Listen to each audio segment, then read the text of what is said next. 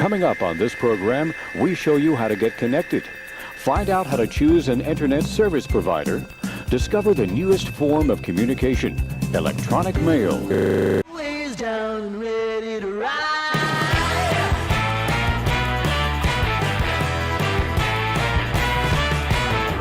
One by one, billion by billion, and holding up half the sky.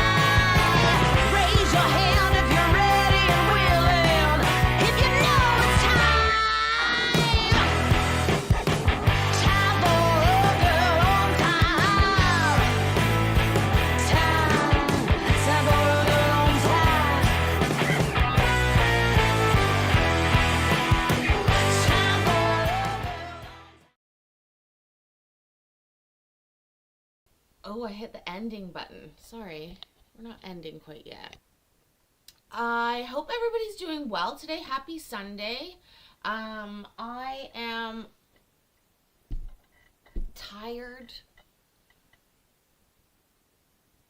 I wish that fire was real. I'm cold, but these people and their nasty divorce will keep us warm for a little while. I don't even know. I'm out of coffee still. I didn't go anywhere last night and get coffee because of the parade. And so I'm drinking Coca-Cola. Coca-Cola. Which, you know, I like coffee for other reasons, not the caffeine. I took some caffeine too, but whatever. We'll see. Give me 15 minutes of these people and then we'll be better. We will resume where we were at this point. In the afternoon, they came back and I got all of it from now on. So let's enjoy as soon as I find it on the screen. As soon as I find it on the screen. I swear to God, why? I know why. I know why. The folder is full, Paisley. You have a giant folder that you're trying to open up all the time. That's why.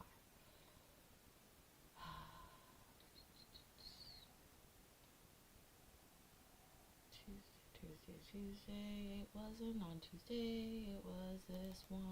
That's the one we'll say.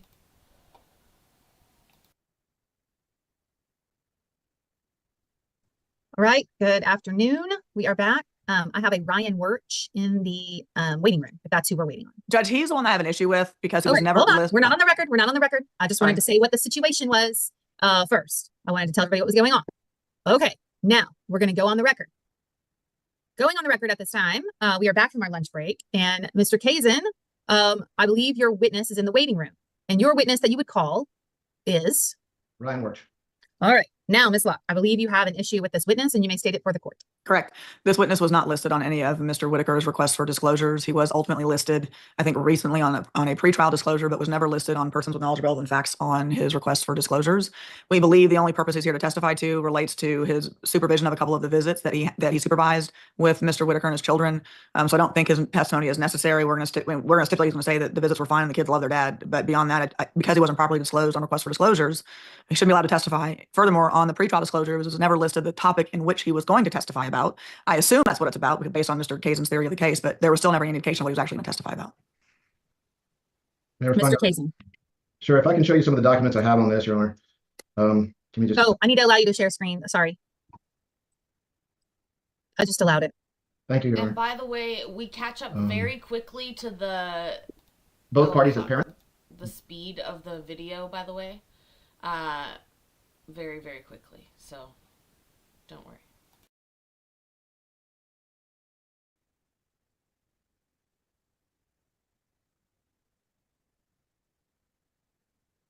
Also, as expected, YouTube Daddy has demonetized all these videos. It didn't share the one that I chose. Oh, goodness. I keep choosing one that's not the one that it shows, apparently. First, before you do that, is this just a supervisor? And no, he's somebody that is intimately familiar with both parties as parents. He was chosen by the parties to be the very first supervisor before they had a professional supervisor. He is disclosed on a 194 pretrial disclosure with a list of witnesses from my office. That's what I'm trying to share with the court. More importantly, however, I've got a response to disclosures from the petitioner side that says, and I quote, right at the bottom of it, after all the people are listed, all supervisors utilized by the parties for Rusty, Joseph, Strayford, Whitaker's visitation periods. So they designated Mr. Wirch. We've designated Mr. Wirch. The party, I have a May 13th Rule 11 agreement that's filed with the court. I asked the court to take judicial notice of it. It includes the mention of Mr. Wirch being the supervisor, and I have two supervision reports that are already in evidence by Mr. Wirch. I'm going to overrule Ms. Locke's objection to the witness and allow him to testify. Thank you, Judge. Is there anything else you want to state for the record, Ms. Locke, before we bring him in? No, Your Honor. All right, thank you. I'll bring him in at this time.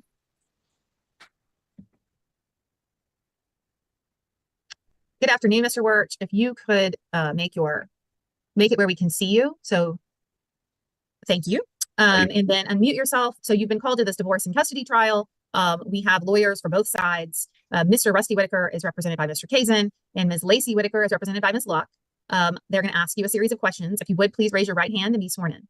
In the testimony you're about to give, do you solemnly swear or affirm that you will tell the truth, the whole truth, and nothing but the truth? I do. All right, thank you. You may proceed, Mr. Kazin. Before I do, Your Honor, I'd like to re-urge my request that you take judicial notice of the May 13th Rule 11 agreement, in which Mr. Wirch was personally mentioned as a supervisor.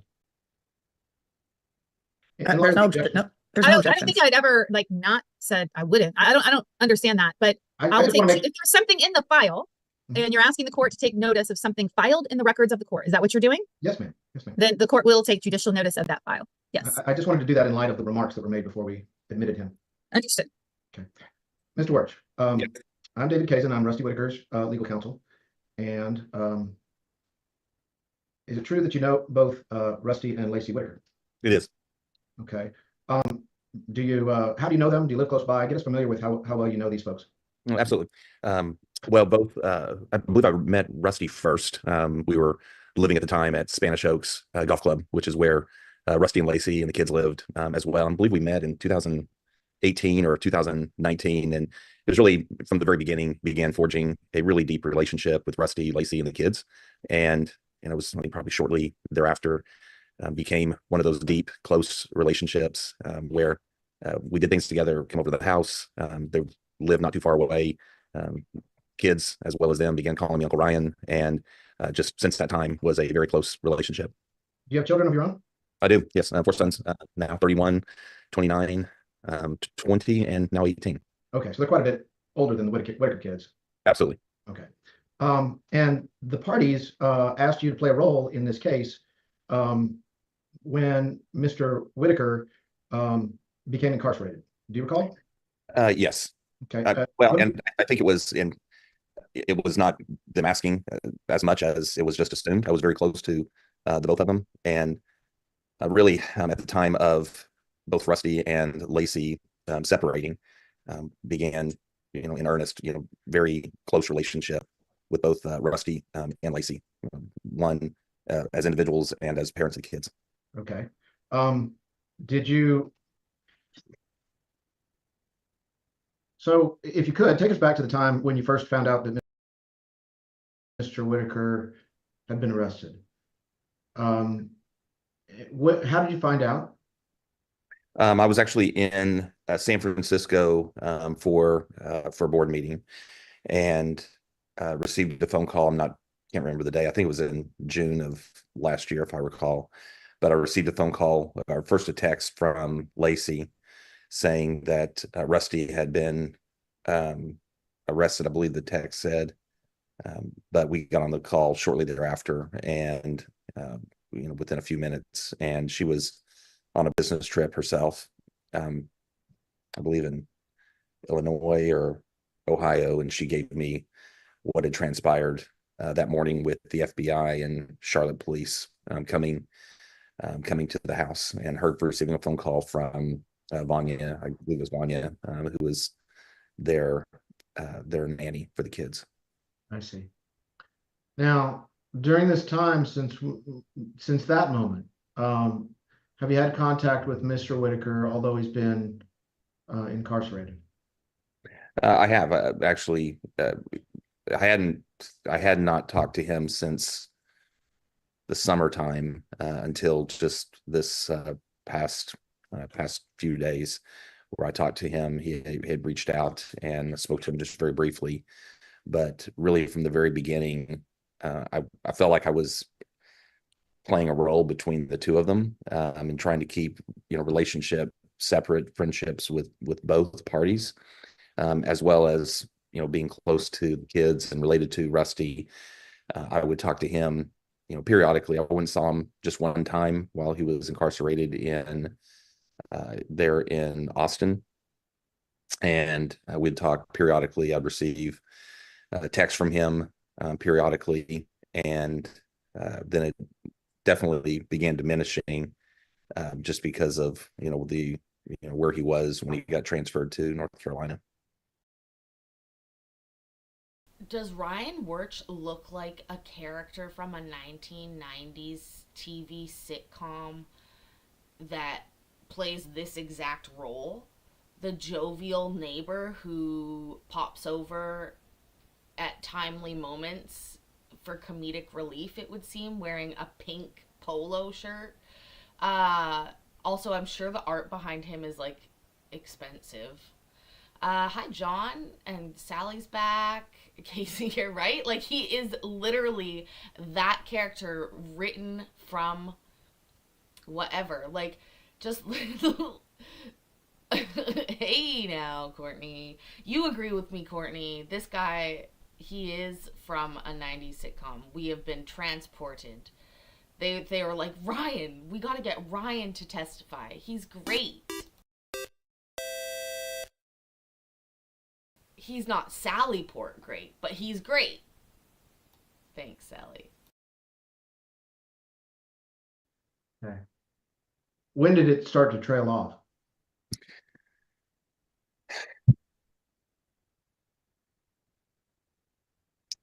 Most likely it was probably in, I want to say, the May time period. I could be wrong, but I believe it was in the May time period of this year, April, May. Okay. And so from May or April to just about a week or so ago, you really hadn't been in touch with Mr. Whitaker. Am I understanding that correct? Correct. One of the more substantive times where I've seen him and had conversations with him is when he was at my home, and I was doing supervision of he and Desi, I see. their daughter. Okay.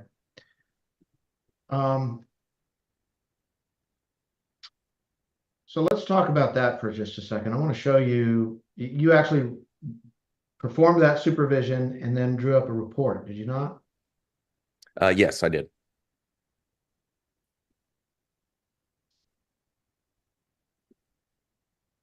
I'm showing you on the screen what's been previously marked as Respondents Exhibit number 68. And I'll ask you this, it appears to be dated May 15th. Is that when the supervised visit happened? I believe so. Okay. In your own words, would you tell the court kind of what you observed in that particular interaction between Mr. Whitaker and his daughter?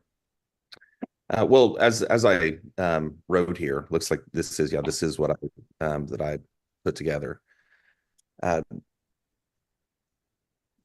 Rusty arrived to the home. I believe Lacey, I was running late, and so Rusty wanted to get things set up, and I had made my office at my home available for him to spend time with both Desi and himself. And so he wanted to get there before her. So he had said he had bought her some presents and bought some things for her, and had things he wanted to lay out for coloring. She loves to color and draw, and so we wanted to have it set up. So I told him to actually, I had my son, who's now 18, he let Rusty in and told Rusty where we had laid out things for him to be able to meet with Desi. And shortly thereafter, after arriving home, Lacey brought Desi to the house, and I brought Desi in. And the moment she saw her father, I mean, it was like she had just showed up at Disney World. She was so excited, and screaming and running into his arms. And then over the course of, I believe, 2 hours, they spent time in the office, and I kept myself to where I could hear a conversation, and it was a. I'm going to object as to here. I'm gonna object as to, aren't you the supervisor, bro? Supervisor. Not the super listener. Did he just admit that he didn't supervise them? I'm getting that vibe. That is the vibes that I'm getting from Ryan Wirch. Allegedly. Say. Your Honor, this gentleman was court approved to be the supervisor, and I'm gonna sustain hearsay. okay. Okay.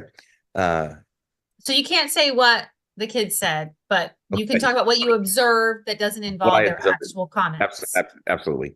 So what I observed is just a father and daughter having a great time together, and in the other room, and because I saw it, drawing, playing with some of the things that he bought her, and he had also asked to have swimsuit packed, which she came with, and they went out swimming. I stayed outside while they were swimming and playing in the pool, and just having a great time together as a father and daughter. All right. There was one other visit that you supervised, was there not, sir?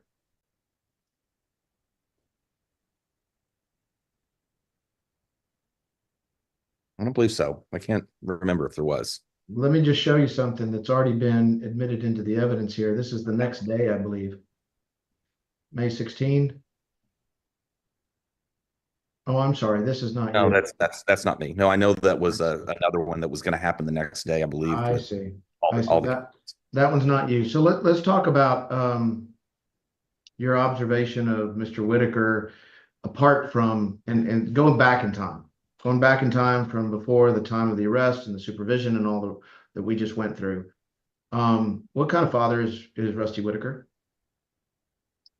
Well, from just the times that I obviously I observed since the beginning of the relationship, this was a man who loved his family. That was always something that was that was seen, and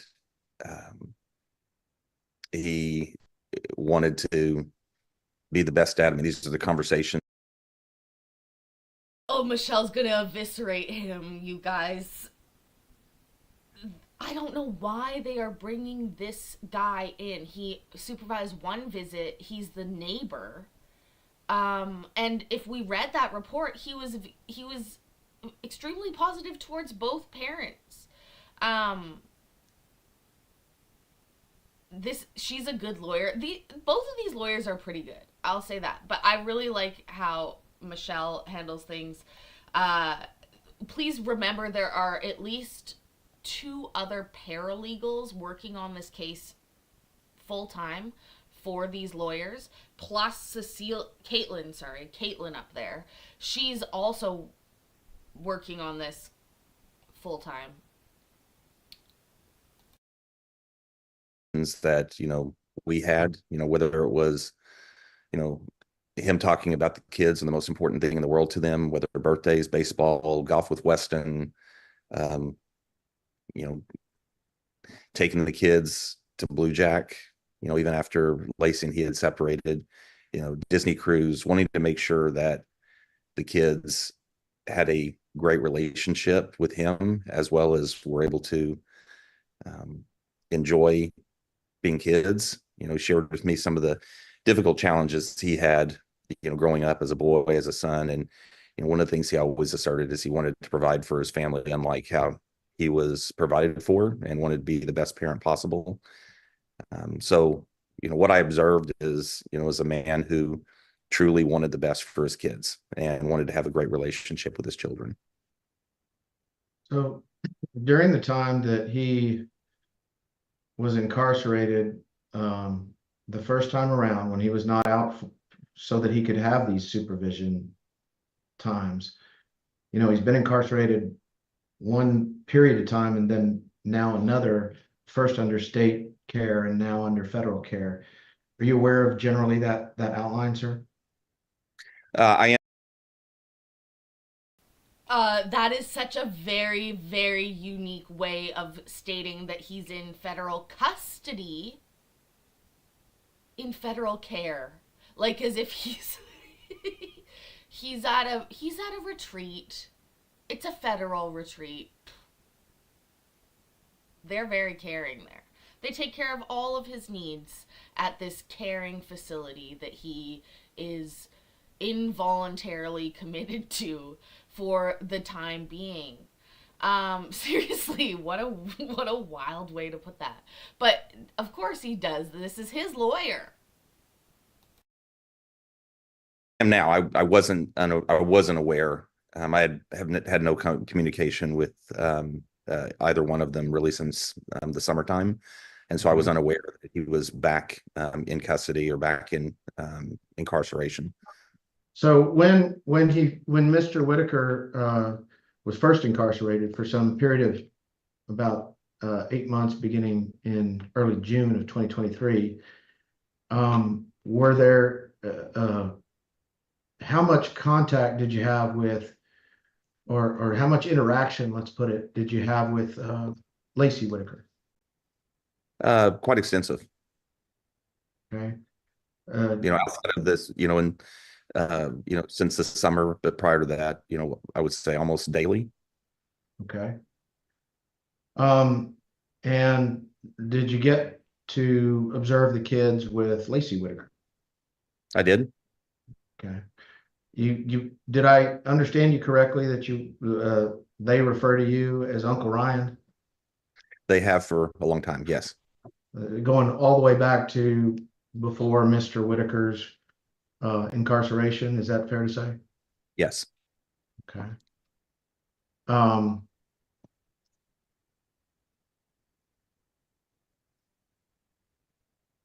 You're aware of what the allegations are against Mr. Whitaker? I'm not sure what you're referring to. Well, in general, are you aware why he's incarcerated at the moment? I have the outline of it, of what took place, but I don't know. I don't have all the details. In fact, he's made sure when I've talked to him, he would never really discuss anything related to details, and outside of what I've learned from the time with Lacey and the things that I've heard that she's learned or things that I've read, I do know what's been alleged. Right. And do you the man you've known as Rusty Whitaker all this time, and having that picture in your mind, all together with whatever it is you understand the allegations to be, and knowing these children who call you Uncle Ryan, do you think that he's in any way a harm to his children? No.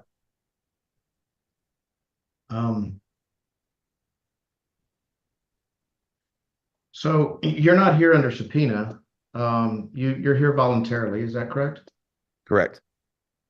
Why did you feel it was important to be here voluntarily?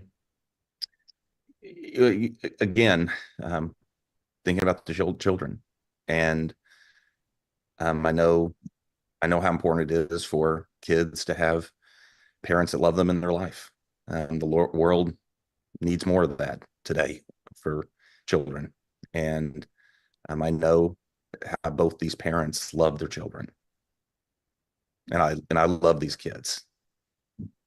Is there any doubt in? I'm sorry, I cut you off. No, I said I love those kids and I want the best for them.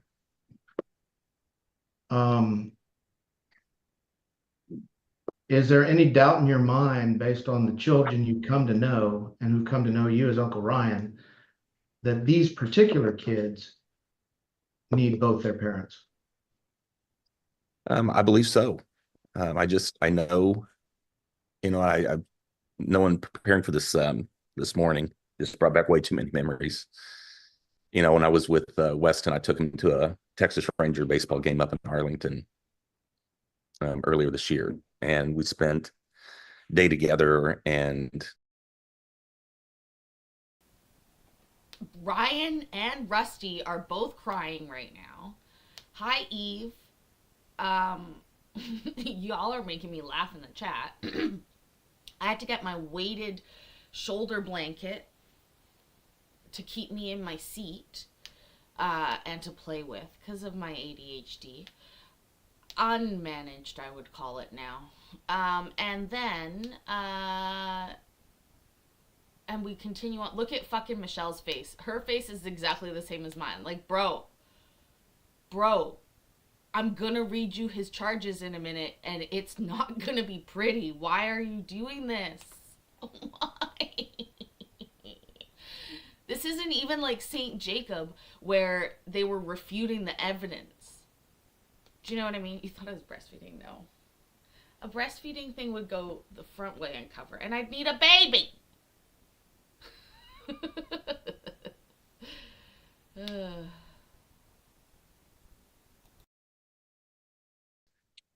he spent the night at my house with our family, and just the conversation going up there and knowing I'm how going to much. object to hearsay if he's going to talk about what the child said. Mr. Wirch, just want to be careful because the court's given us instructions. Sorry, I was sneezing, but yes, that's sustained. Okay, Bless You can't you. talk about what the children told you. that's fine. No, so I'll just I know how much these kids are loved by two people, and I know how these kids love their parents. All right. Is there anything else Hold that's on. important that you? Shut up, David. We need to talk to Sarah for a second. Sarah, what color are you dyeing your yarn? I'm very intrigued. Sometimes I sound sarcastic. I'm not being sarcastic. I know that. I'm aware of that. I've been made aware of that. I'm not being sarcastic. I'm truly interested. I would love to know what color you're dyeing your yarn. Okay. I think the court needs to know, based on your experience with this family, about anything that's really important to these children, and about the decision that the court's got to make about how to arrange further contact between parent and child.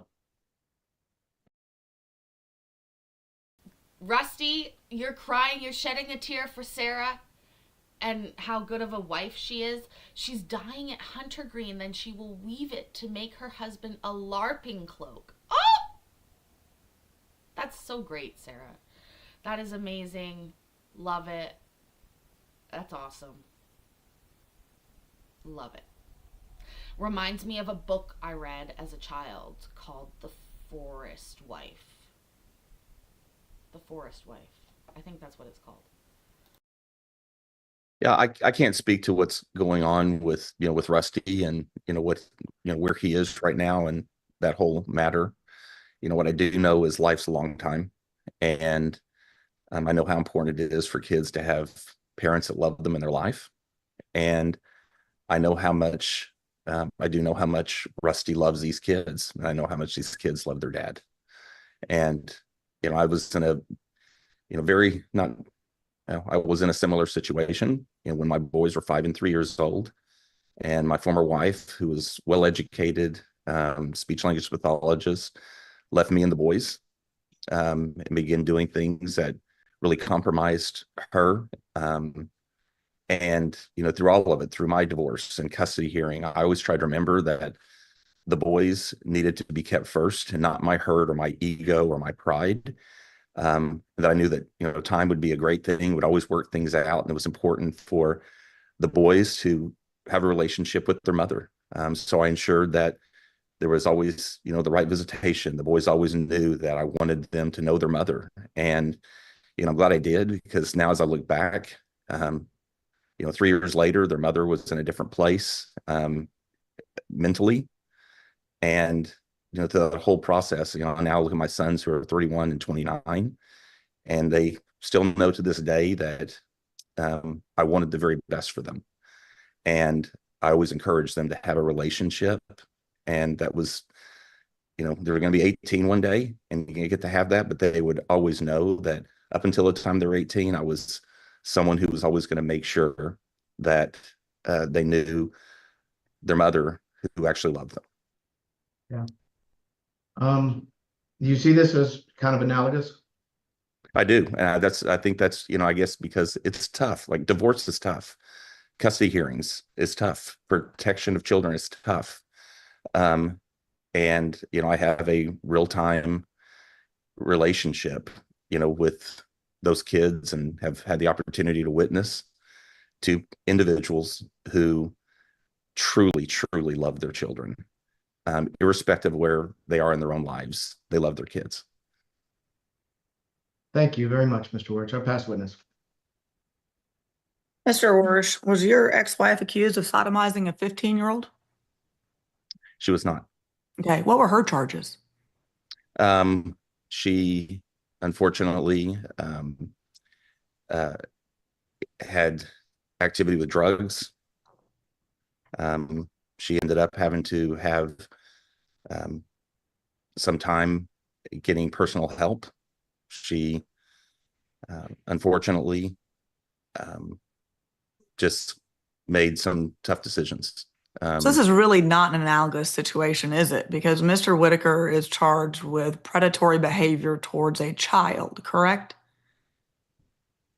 I don't, I'm sorry, but I don't know all the charges. Sure. Well, I'm gonna show you what's already been introduced. I know, but I know that's what I've heard. So you don't have to, I know that's what I've heard. Okay. Well, I'm gonna show you what's already been introduced into evidence as P14, which is the actual incident report from the allegation that has given rise to this, to his criminal charges. Let me share my screen.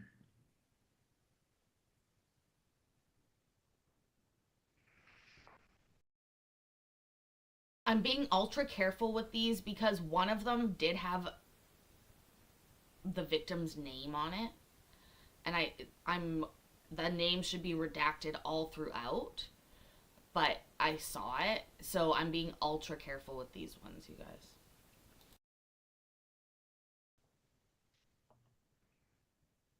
This child, the allegation was from the police report, this is public information, was forcible sodomy that resulted in serious injury to a 15-year-old girl.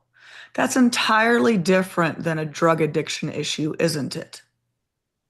I would say yes. Okay. And there's evidence already in that matches Mr. Whitaker's credit card statements with hotel reservations in North Carolina at the time of this incident. So we can make whatever inferences from that we want, but that is not the same situation relating to the children, right? That's what happened with your boys. Yeah, I was, specifically saying that, I went through divorce, went through custody, was not in any way saying both people are like. The analogous part was I was a father of two little boys who had custody of the children, and knew that it was important for the kids to be able to have a relationship with their mother. Were they visiting their mother in prison? No, they were not. Okay. And in fact, tell me this, you testified that Mr. Whitaker is a good dad and really puts his kids first, right? I did. Okay.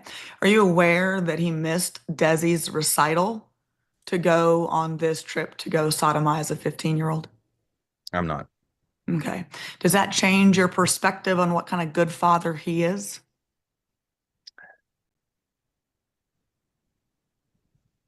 Yeah, making choices.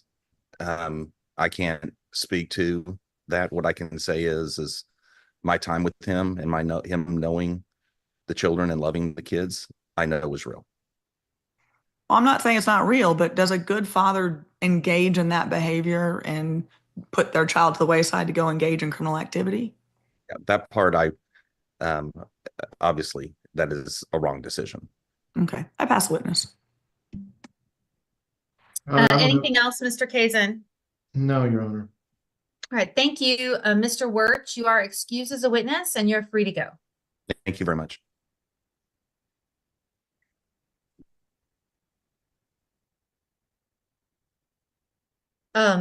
I see no one else in the waiting room right now. Are we ready to go back to Mr. Whitaker, Mr. Kazin? Yes. Okay. Then, Mr. Whitaker, you are. I'm gonna go ahead and pre-warn you guys.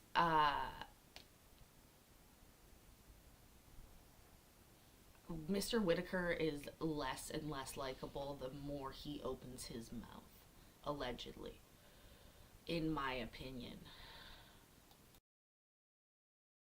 Still under oath, and we can pick back up where we left off. I know that Ms.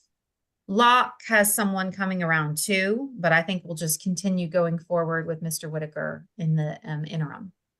That's fine, Your Honor. Mr. Whitaker, can you hear me? Yes, sir. They're gonna give him free reign. He's not pleading the fifth on financial shit. He wants his fucking money. And he made the spreadsheet that his lawyer has, remember. Just a second. He's his own financial expert, in a sense. And I bet they would have done better if they had just done a Word doc with like 3 lines. How much money we want, how much money there is, how much he should get. That's what the judge said she wanted, if we recall. But they all made 57-line spreadsheets and all this kind of shit, thinking she cares. She don't give a shit.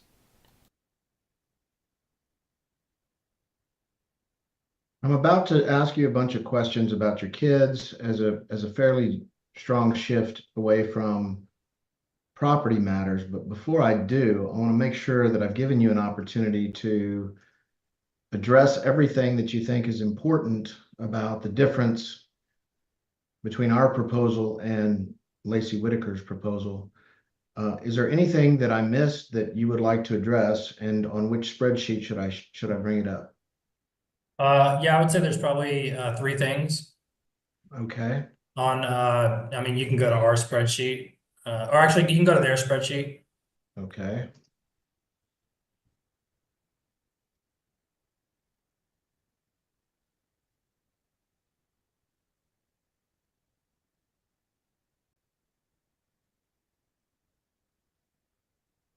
All right. You can go down to page, I think 2 or 3. What's the topic? Well, first of all, the first topic is on you, line number 85. All right. And actually, this isn't a discrepancy. This is a privately held business. And I just want to point out that both spreadsheets, I believe, agree that it should be split 50-50 Okay. because we don't know the current value of it. Okay. Next page.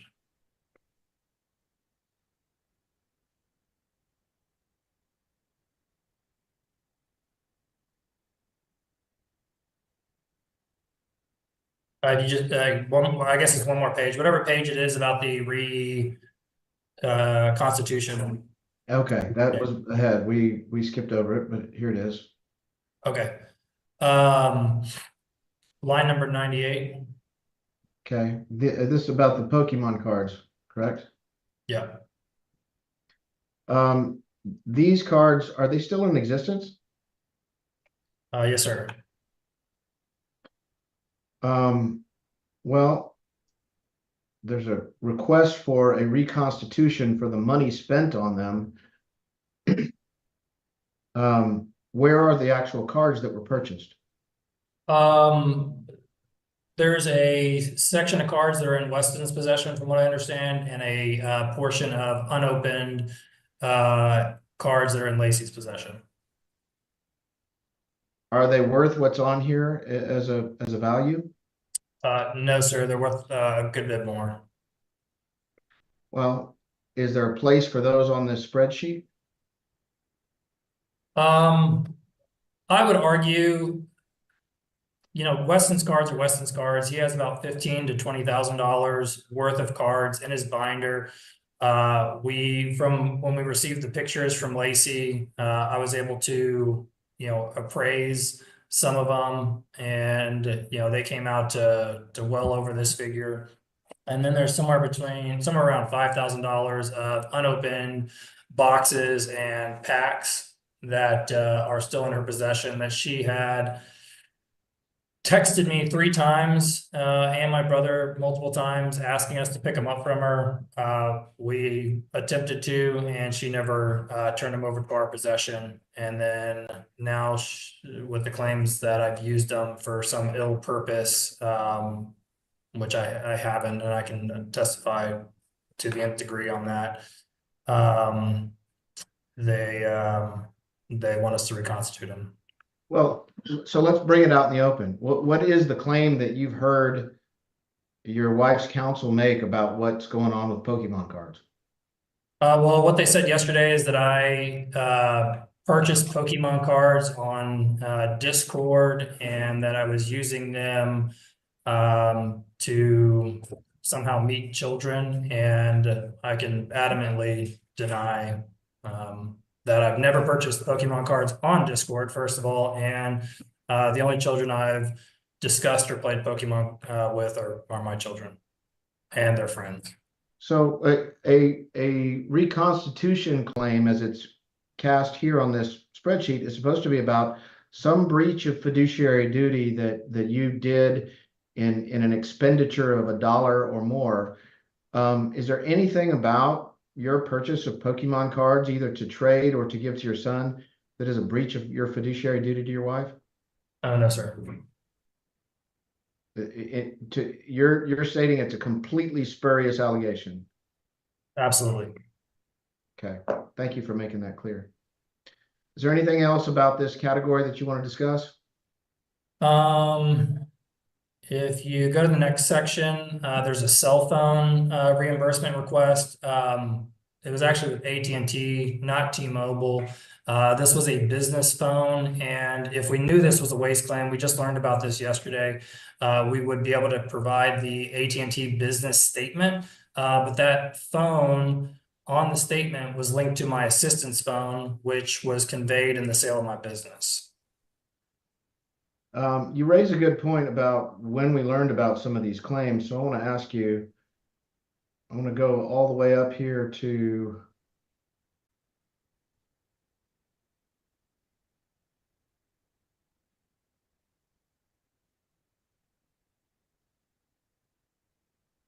you see where this community funds held in trust is listed, and this $100,000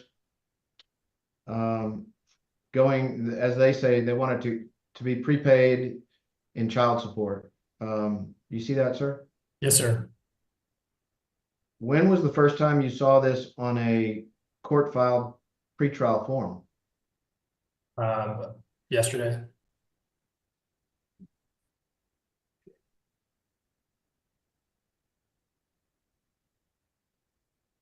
Any other major points about this particular pretrial form that you just Yeah, saw? there's one more big discrepancy under club memberships and rewards under line 70 and 71. I would just point out they're listing my small amount of Southwest Airlines and American Airlines rewards. We had requested Lacey's multiple times. We never received it. She has probably close to 1 million Southwest airline miles.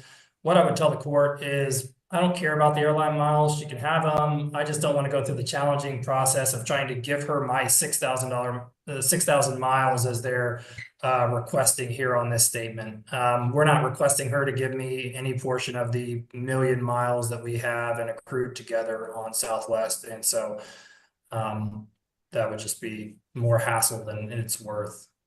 All right. They're also, oh, sorry. Well, and we went through yesterday how, in terms of everything that's over in your column, some of those things are not in existence today, meaning even though there's dollars in this column, you wouldn't actually be getting value walking away from this estate. And so you saw on our spreadsheet,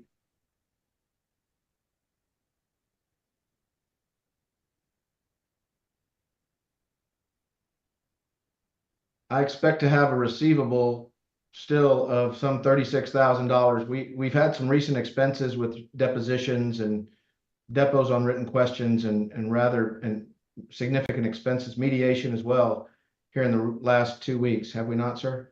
Yes, sir. And if you have this receivable, not to be selfish or anything, but would you have much ability to pay my bill under their spreadsheet? No, sir. All right. One last time, I just want to make absolutely sure. Is there anything else about Lacey Whitaker's proposed division of property that needs to be discussed? Actually, I believe two more things just came to mind, Mr. Case. You want me to back on yours? No, right here's fine. The first one is they want, I guess, a reconstitution for the au pair expenses.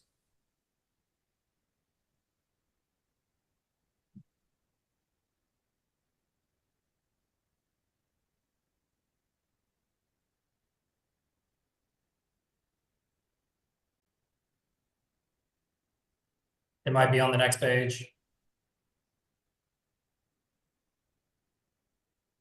Somewhere in the neighborhood of $11,000, I believe, is what they were asking.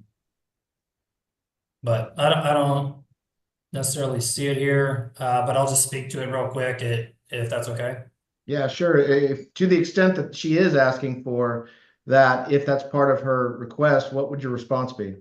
I would say that money came out of community property. It's already been spent on the au pair. You know, she and the kids need support, and I, you know, since it came out of community property, I'm essentially paying 50% of it already, and so I believe that, you know, I don't believe I should be reimbursed for the 50% that I'm not going to be able to benefit from, but I also don't think that there needs to be any kind of reconstitution there.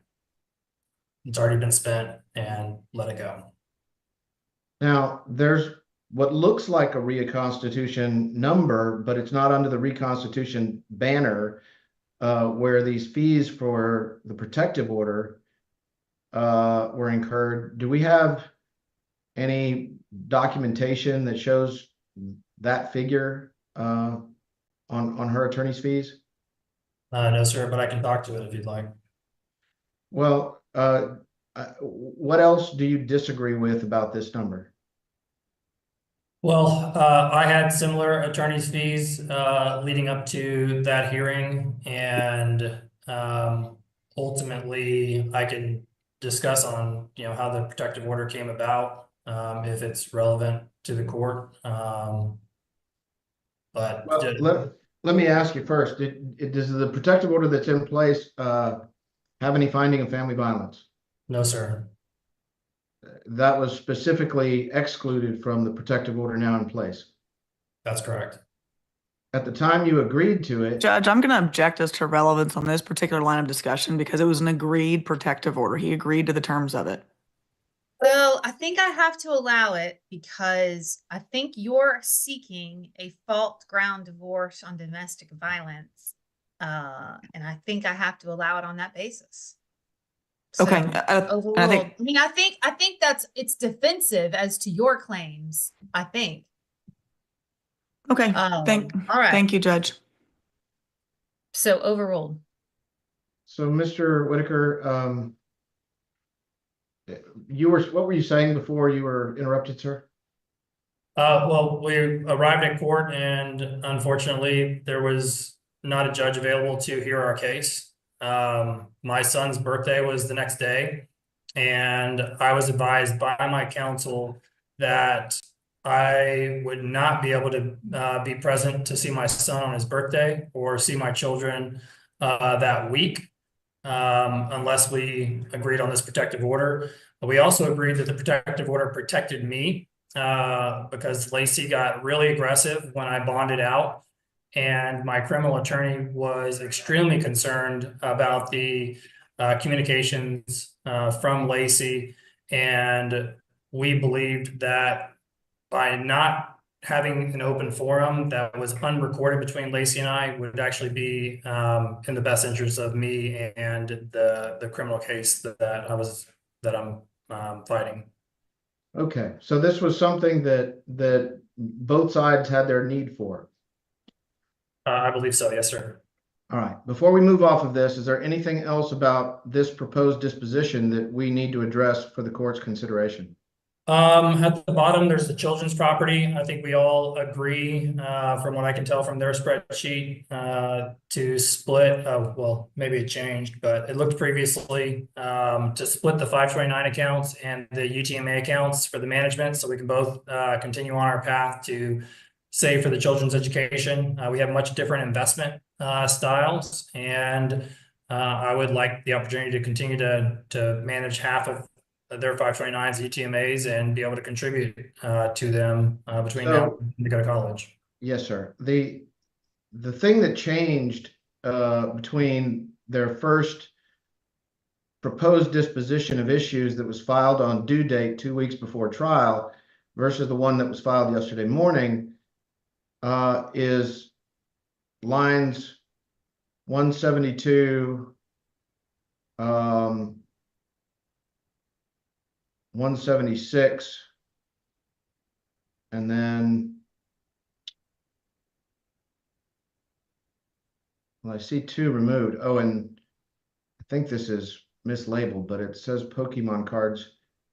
I don't know why it says that. 169. Nonetheless, the Schwab accounts that were previously down here below the line are now above the line and are divided in half between the two of you. Sarah, he wants to manage. Do you them agree from with that? prison. Yeah, I don't think there's any dispute on either side. I think we all agree that those should be split 50-50. All right, but as it regards, and I'm sorry, Your Honor, for bouncing around here, but as it regards the 529s and the UTMAs, Ms. Whitaker still has those completely in her side. It's only the Schwab accounts that I believe that she's agreed to divide with you. What is your feeling about operation of the 529s and the UTMAs? I think it would be a pretty easy split. So he's going to make the point why he wants to have an unequal or a split to them. In reality, they are protected funds in the sense that he's not going to be able to pull the money out and use it for commissary because it is I think it's a tax protected account. So you use it to sort of, I think you can get a tax break on it, the money that you put into those accounts up to a certain level. At least that's how it works in Canada. Like there's tax-free savings accounts, and then there's like an account that kids can have that you can contribute to that also shields you from a tax implication. And, you know, the reason that you do that is because these guys especially are at their highest earning potential at that point, and they want to delay tax implications to a later point. So I think in this case, you may avoid those tax implications if the child uses them correctly for schooling. You would avoid that entirely. I think there's a way to turn these over into other assets that are also tax shielded or something, but not available to you if they aren't used by a certain time. But I don't know. Obviously not financial advice. But anyways, his point is that he wants to manage them his way and she wants to manage them her way. To split those accounts between us so that she'd be able to manage half of those and contribute to them if she'd like to, and I'd be able to manage the other half and contribute to them and if I'd like to. As custodians of those accounts, we don't have any access to them. We can only use them for the benefit of the children, and I feel very comfortable with her being able to manage half of them. Okay, so I'm about to move on to the kid stuff, and before I do, is there anything else that we need to address here?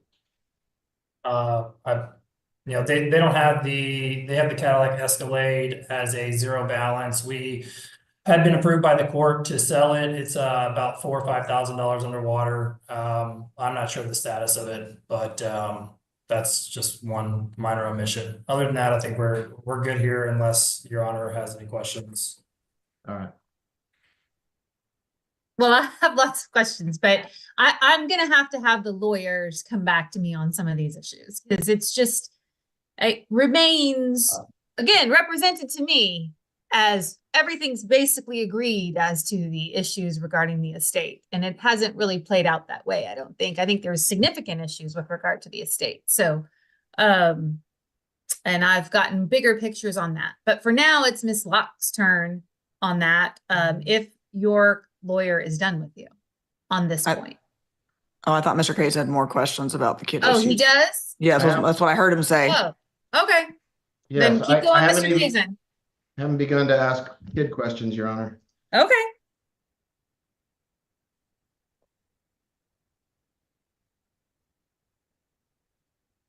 Then we're moving from financial to kid questions. That's correct, Your Honor. Then why don't we take our break? I think that's probably, rather than getting started on kid questions, I think it makes sense to take a 10-minute break while Miss Locke's witness gets here, because I believe she's coming at 2. That is correct. Then let's do that. And we'll wait for her to arrive. I'll see everybody back at 2:02, and hopefully she'll be here and we can call her at that time. Thank you, Judge. Thanks. I think Paisley of the past has our back here. Zipping ahead, but we'll see. We'll give her a minute. His lawyer straight up said they want him to manage the funds from prison. His brother is his power of attorney now. His brother is boasted about being an accountant for a fund that manages $4 billion. Okay, Paisley of the past. Bruh. Paisley of the past slacking. Absolute slackage. Oh, Paisley of the past cut the video. Okay, that's right. Paisley of the past did cut the video because Paisley of the past had to leave. So we started it again. Cute. Not cute. Ew. Ruining the vibes always, Rusty. Literally, you just brought down the vibes fucking immensely. Thank you for that. Allegedly. Ugh.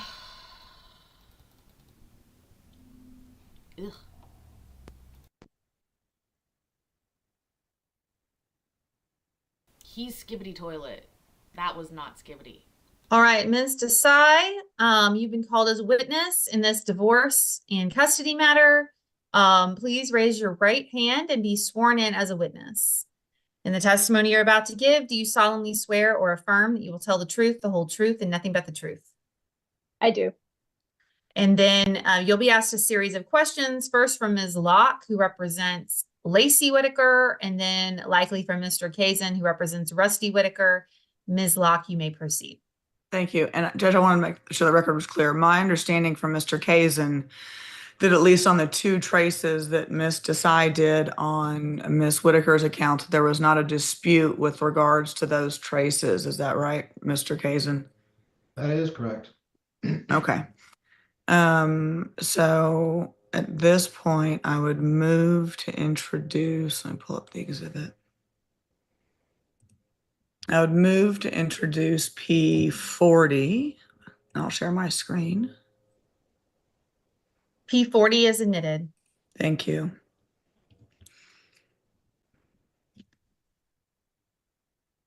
And this, Ms. Desai, is the report that you created tracing the separate property interests in the GE Healthcare Retirement Savings Plan. Is that right? Yes, that's correct. All right. And you also did the tracing on the Waste Management Employee Stock Purchase Plan. Is that right? Yes. I'm Okay, sorry. and- I need a little help. I need a little help. I'm just gonna have to stop y'all. Is this Sure. which tracing is this? Is this that's what you need to help me with, right? You just said Yeah. there was an agreement. Is this the stuff that's agreed to, or is this the stuff that's not agreed to? This is the agreed to amounts for my All right. client's Thank you. And accounts. this is and Mr. Kazin agrees. Correct. Okay. Thank you. So the court is clear, because Mr. Nikase and I talked about this on break, just to explain to the court.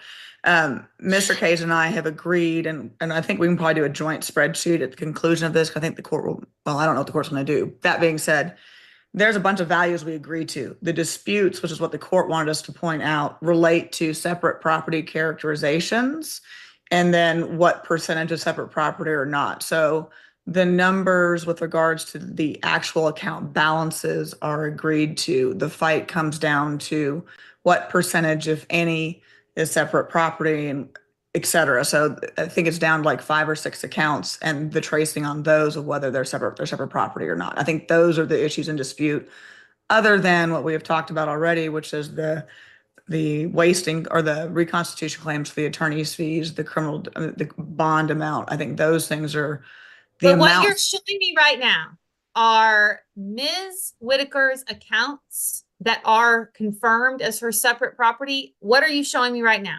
I am showing you the total account balances that we have placed on the spreadsheet, and the percentage of which that result from separate property and community property. And the spreadsheet that the court has before it already contains the split based on this document with those numbers. And so if you want me to pull up the spreadsheet, Judge, I can show. I didn't understand. So there is a community, these are community property accounts, but a portion of each of these community property accounts have some separate property of Ms. Whitaker. And everybody agrees that this is her separate property. Correct. All right, I got it. Okay. And Ms. Desai and Mr. Kaiser, are you going to stipulate that she's an expert, or do I need to go through her CV? I will certainly stipulate that she's an expert. Thank you. Appreciate that. What was the methodology that you used when you came up with the tracing for Ms. Whitaker's accounts? I use the community out first methodology to trace her account. And how do you properly trace these types of accounts where there's stocks and investments and contributions? What's the proper way to trace them so that you can determine what the true community property is versus a separate property?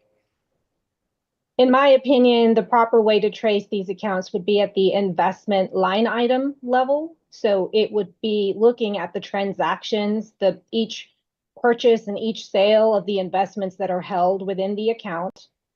And then for any sales of investments that are held, again, there would be a community out first principle applied. So if some units of an investment are sold, you would assume that they are sold out of the community property balance of that particular investment. Why is that important to do the line item tracing on those particular investments and transactions? Well, first, community out first is a widely and generally accepted tracing methodology. And, typically in my experience is the preferred methodology that is used where it is possible to do so, where the transaction information is available. Okay. Where it becomes very important to do it that way is when the investment holdings are changing during the period in question. And so where you have an investment portfolio and you are buying and selling investments, reinvesting amounts into new securities, it becomes more important to look at the specific investments by line item, because the community portion may start in one investment and end up in another investment. And as we all know, different investments perform at different rates of return. So that's why we look at it at an investment level basis. All right, so I'm going to show you what Mr. Whitaker prepared to trace his separate property, and let's talk about that. You've actually had a chance to review this, haven't you? Yes, I have. Can you tell the court what your concerns are with the tracing that Mr. Whitaker did with regards to his Exhibit 50? So from based on my review, what I can tell is that there is a period of about 3.5 years at the beginning of the marriage, roughly 2016 through July of 2019, where there are no statements. There are no statements available. And so number one, I haven't actually seen a statement confirming Mr. Whitaker's premarital investment balance, what he owned, bringing it, what he brought into the marriage. Then What is during one of that, the, so that's one of the issues. What are some of the other issues? yes, some of the other issues are that for this missing time period, this 3.5 year time period, the methodology that Mr. Whitaker appears to be using is that he assumes a hypothetical investment portfolio. He assumes that all of his payroll contributions that were made into his 401k account during this time period would have been invested into the S&P 500 index. And he uses the S&P 500 performance during the time period to then estimate all of that community property contributions that were contributed to the 401k, that they would have grown or declined at the rate of the S&P 500. However, in reviewing his investment statements subsequent to July of 2019, it does not appear that Mr. Whitaker invested in the S&P 500. He had a what I would consider to be a diversified investment portfolio. He invested in stocks, in fixed income bonds, in different mutual funds and exchange traded funds. And not only that, throughout the period that I was able to review statements for, he was actively rebalancing his investment portfolio. So it's not as though. And forgive me, because I don't know. What does rebalancing mean? Yes. So what that means is that if you invest in Tesla, you're not just leaving all of your money invested in Tesla throughout the duration of the marriage. You are taking, reevaluating periodically, taking some out of Tesla and putting it into Apple. And then maybe you take some out of Apple and put it into a bond. And so every periodically, I'm not sure at what frequency, it appeared that Mr. Whitaker was doing this in his investment portfolio. He would liquidate certain investments and then reinvest them into alternate investments. And this was happening throughout the marriage that from what I could see. Okay, and why is that an important an important part of your analysis of his tracing report? So you might recall, as I testified earlier, when you have an investment portfolio that is changing as frequently as it appears to be changing here, you don't know where the community property is. You can't assume that the community property is equally distributed amongst all of the different investments that are within this account, which, from what I can tell, seems to be the approach that Mr. Whitaker is taking. He's using what I would call the pro rata approach, which is to assume that the total growth in the portfolio or the total decline in the portfolio is shared by the community and the separate property balances in the ratios that he determined at the very beginning, which again was an estimated amount. And so rather than just assume that all of the separate and community property investments would perform at the same level, for an investment portfolio like this one, it's important to see where is the community property actually invested and what is its performance, because this is a portfolio that is continually changing. And could the continual changing of the portfolio change the percentage? Let me rephrase that. So if we could identify what the community property was, is it possible that the community property outperformed the separate property, that the percentage of community property would be a larger portion otherwise? It is That possible. question makes sense. Yes, there's Okay. there's no way of knowing without doing a line item tracing. Okay. And in anything that you reviewed from Mr. Whitaker, was there a line item tracing? Not from what I could see, no. Okay. And what is what is the problem, if any, with regards to the pro rata approach for determining by clear and convincing evidence what is his separate property?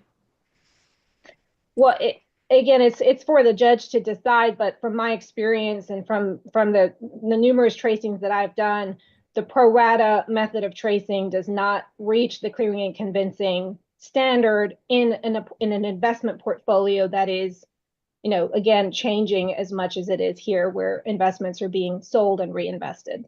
I'm going to share with you Exhibit 81.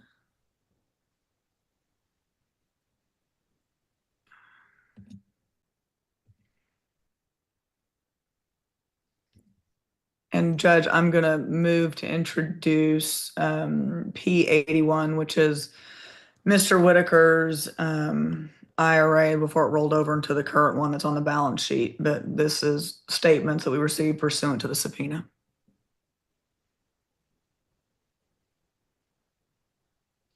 This, Your Honor, I have no objection to it, but while I'm speaking, can I get an understanding of time, Your Honor? Because it seems to me, she's got about 15 more minutes.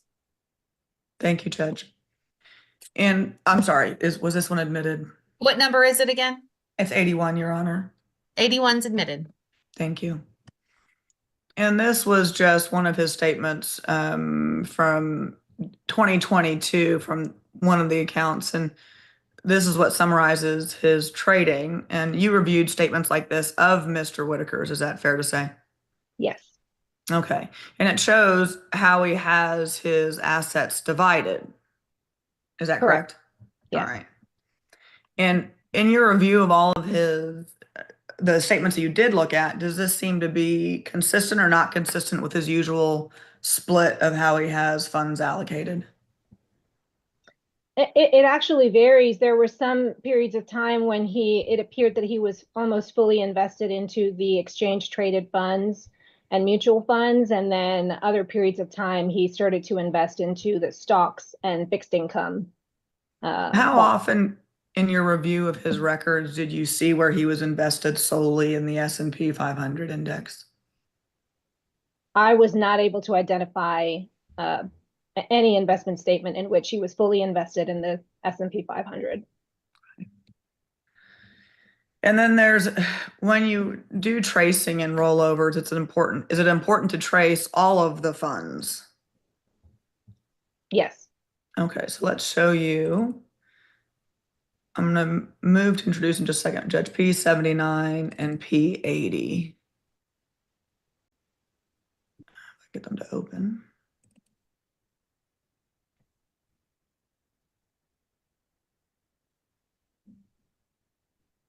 Tell me this, Ms. Desai, on the information that you've seen and reviewed with regards to Mr. Whitaker's tracing, would you have been able to perform a tracing on these accounts? I would not. And the reason is that there was a significant period of time, again, in my opinion, a significant period of time where there were no statements available for what happened in these accounts. We don't know if money was withdrawn. We don't know how money was invested. We don't know how much, interest and dividend income was earned. And so with that large of a time period where we don't have statements, where it's possible you can make reasonable assumptions. For this length of time, I wouldn't feel comfortable making assumptions. And if I did, I would say the assumption being made here is not reasonable because it appears to be inconsistent with Mr. Whitaker's investment behavior. He's assuming S&P 500 when that is not historically how he has invested his money. All right, so I'm going to share my screen one more time. I'm going to show what's been marked as P79. And this is the most recent statement that we have that we received pursuant to subpoena for the account summary ending in, looks like it's 2024 as of October 2024. I'd move to introduce P79. no objection. 79's admitted, 10 minutes. Thank you, Judge. I'm going to share my screen and show you what has been marked as, I need to stop this share, as P81.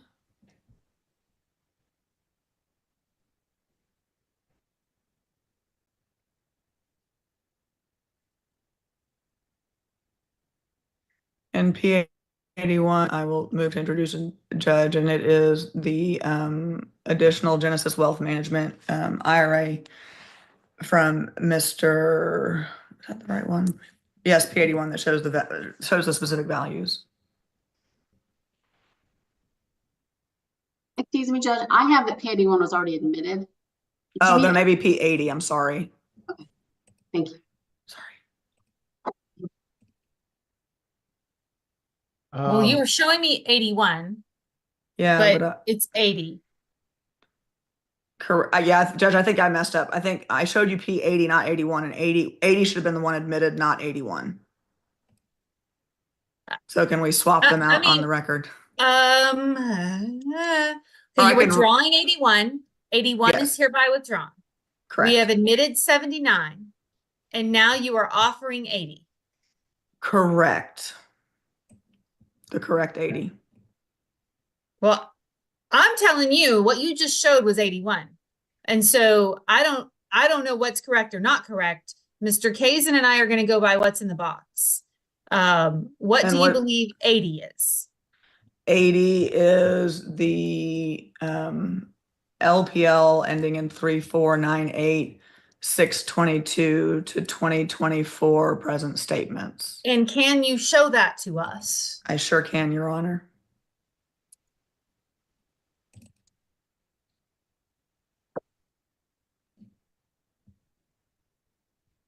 She likes an ice cream cake, Cindy, which I don't tend to make, but I do buy even in December.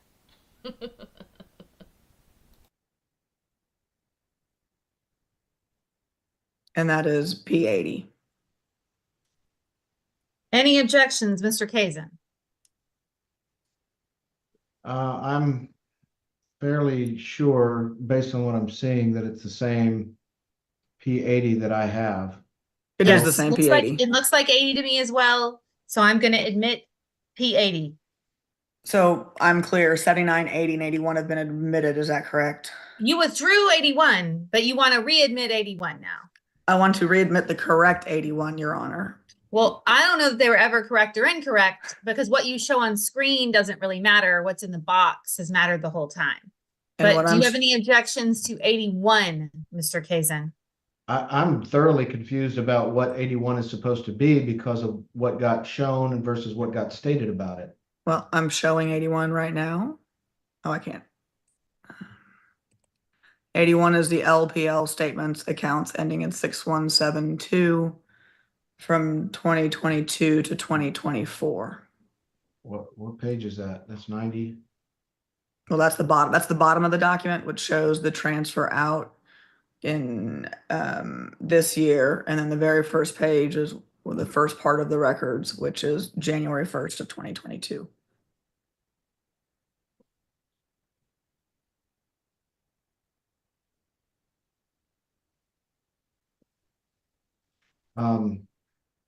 So all I'd say is that it looks exactly like what we started with, which means I don't know what the confusion was or.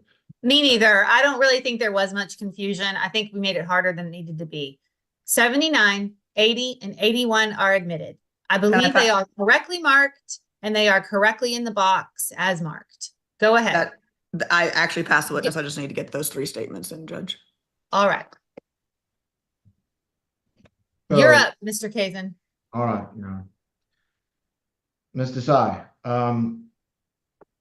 the community out first principle, you familiarize yourself in connection with your work as an expert with case law bearing on how to account for what comes out of what account. Is that fair? If you're referring to the application of the community out first tracing methodology, then yes. Community out first came from case law, did it not? Yes. Okay. In that regard, it's important to know what the case law says about tracing community from separate and separate from community. Would you agree? I agree. Have you ever been an expert in a situation where the plan administrator changed and certain statements for a period of time were simply unavailable? I've been engaged on several cases where there have been statements that have been unavailable. That would impact my ability to trace the balances in those accounts. But yes, I have experienced that. Okay, and so when a plan administrator changes and the statements for a period of time are unavailable, are you saying that there's no way to make reasonable assumptions about what the separate from community is? Well, I'm not saying that it's always difficult to make reasonable assumptions. I think that there could be instances where you could make a reasonable assumption. However, I do not believe that in this instance, a reasonable assumption was made. So, you testified a moment ago that you didn't think the pro rata method led to a clear and convincing outcome. Do I have that correct, ma'am? That was my testimony, yes. And, since we went through that, it's good in your role to be familiar with case law. Are you familiar with a case that says that? I am aware, I'm not sure what case law you're specifically referring to. However, I am aware that the pro rata tracing methodology is available as a tracing methodology.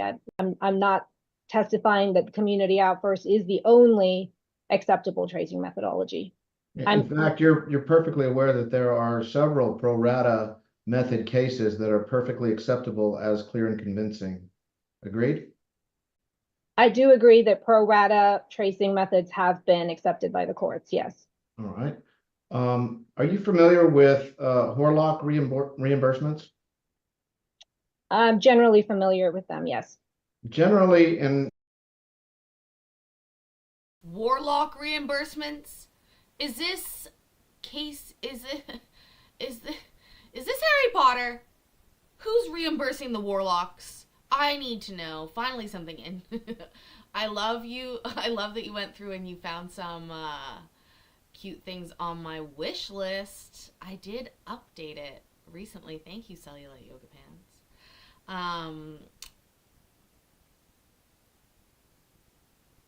I swear to God, he said warlocks, right?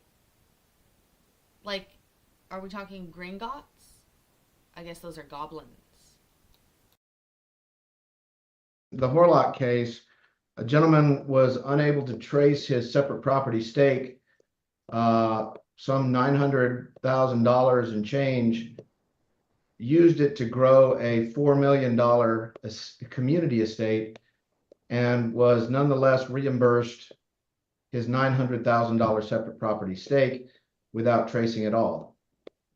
Generally, that's the outline of the Horlock case. Would you agree? Well, I wouldn't agree that that case is applicable in what is happening here in Mr. Whitaker's tracing. The separate property balance at the date of marriage is undetermined, in my opinion. There has not been any evidence to show what separate property was brought into the marriage. It's merely an estimated amount that is based on an unreasonable assumption of how the portfolio was invested. There has been no establishment of the separate property as of date of marriage. So mathematically, it's possible to know what the balance was on date of marriage if you have all the contributions and you have a general understanding of the nature in which the assets grew or declined in the market. Would you agree with that? I disagree with that. I mean, you would need to have an understanding of how the investments in the account grew or declined during the missing period in question, not just the market in general, just specifically the investments within that account. Well, I know some investments are different than others, but you're saying to the court that there's no matter what separate property stake somebody has in an account, if you're missing accounts right at the outset, then what? They lose their separate stake entirely? Is that your testimony? That's a decision for the judge to make. My testimony is that from the evidence I reviewed and the tracing that Mr. Whitaker has prepared, it is not my opinion that the separate property that was brought into the marriage has been established with clearing Okay. and convincing evidence, and that the method that he is using to back into that estimated number is unreasonable in my opinion, based on his use of the S&P 500. Well, let me just take a shot at this, because if somebody had somewhere in the neighborhood of $300,000 in separate property invested in a 401k account, and then they got married, and the statements were missing for the first 3.5 years, but the dollars contributed during those 3.5 years were known without any question whatsoever, and you knew, generally speaking, what kinds of equities the asset was invested in, you'd be able to come within a pretty good approximation of what the beginning balance is. Would you agree with that? If you knew how that money was invested and what securities they were invested in, then yes, I would agree that you would be able to reasonably estimate the date of marriage balance. And once again, my question is not precisely no. It is reasonably no within a decent range.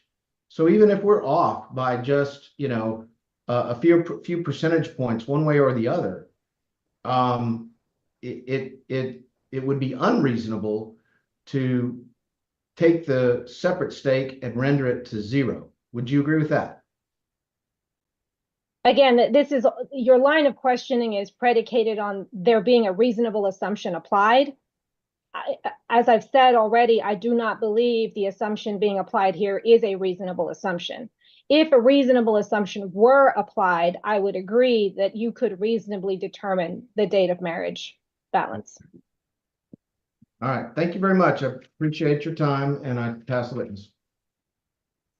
I have no other questions for this witness, Judge. I don't either. You are excused, Ms. Desai. Thank you. You're free to go. Thank you. Bye-bye. And then is that all of your case in chief witnesses, Ms. Locke?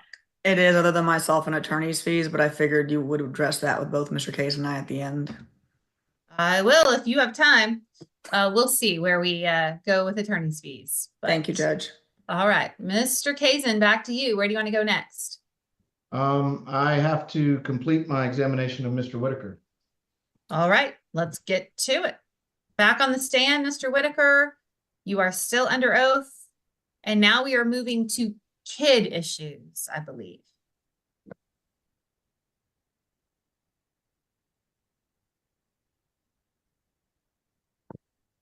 Terrible wording, Judge, for this situation.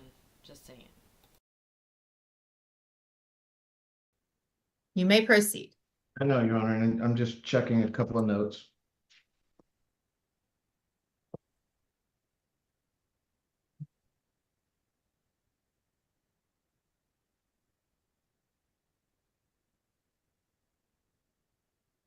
I am going to move to kid issues, but very quickly, I want to ask Mr. Whitaker about the valuation of the business that got sold, because there was some commentary about that from Mrs. Whitaker.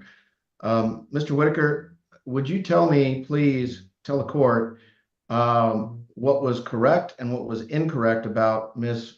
Whitaker's testimony on the final sale price of your business?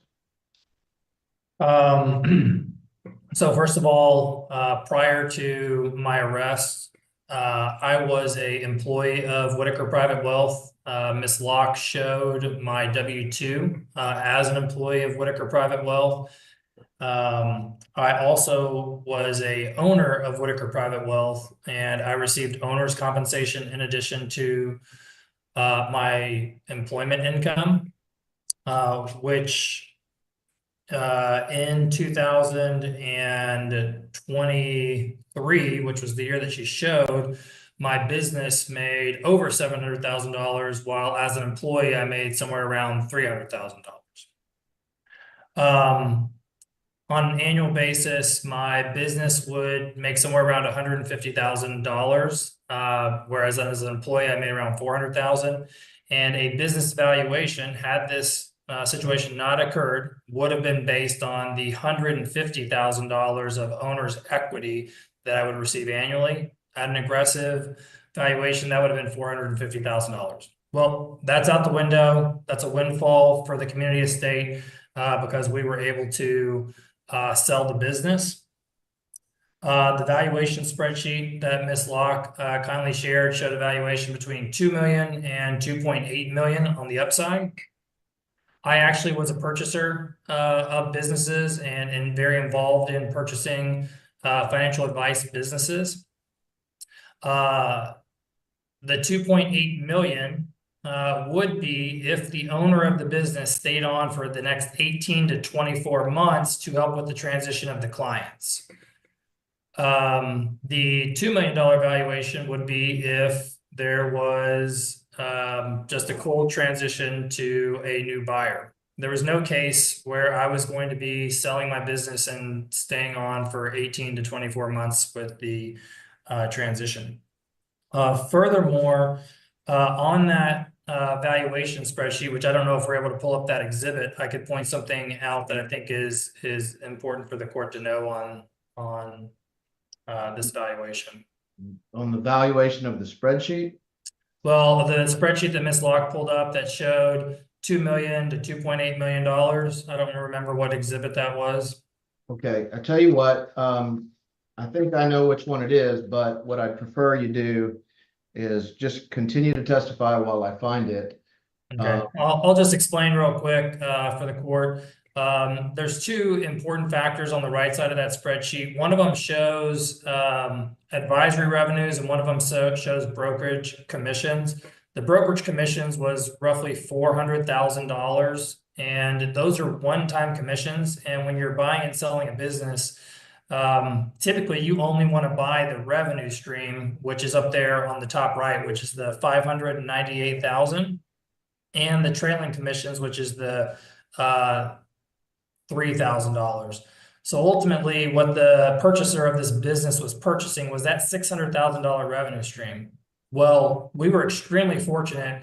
We got a multiple on that revenue stream because of my relationship with the purchaser, because of a successor agreement we had with the purchaser prior to the situation of over 3 times that revenue stream. Well, this situation, I would have never dreamed of having to sell my business. You know, I had a succession plan in place with this purchaser in the event that something were to happen to him or happen to me, and we were very fortunate. We sold it for $1,865,000. In general, for those of us who are not as acquainted with the ins and the outs of business sales as you are, did you sell it at a loss, as she claims? No, I think this was a tremendous windfall for the community estate.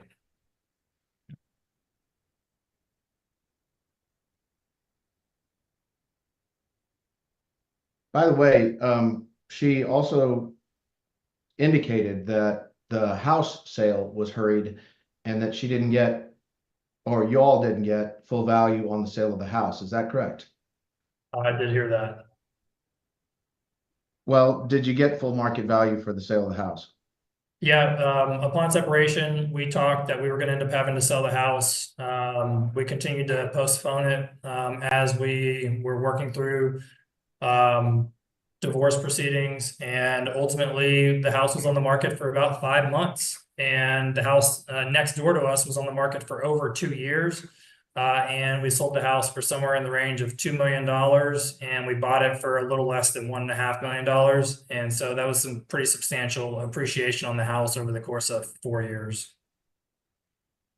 Now, quickly to kids' issues. I want to share my screen with you. you and your family before your incarceration were, is it fair to say fond of? Finish that sentence yourself. Fond of what? I'm blocking all these out. This is when he parades about the photos that he had before of him and the children happy. I don't think that's appropriate to be putting out there, so these will be covered. Bear with us. Chronicling your life together in pictures. Yes, sir. So up on the screen, I've got just some family photos marked as R53. You've seen this exhibit before, have you not, sir? Yes, sir.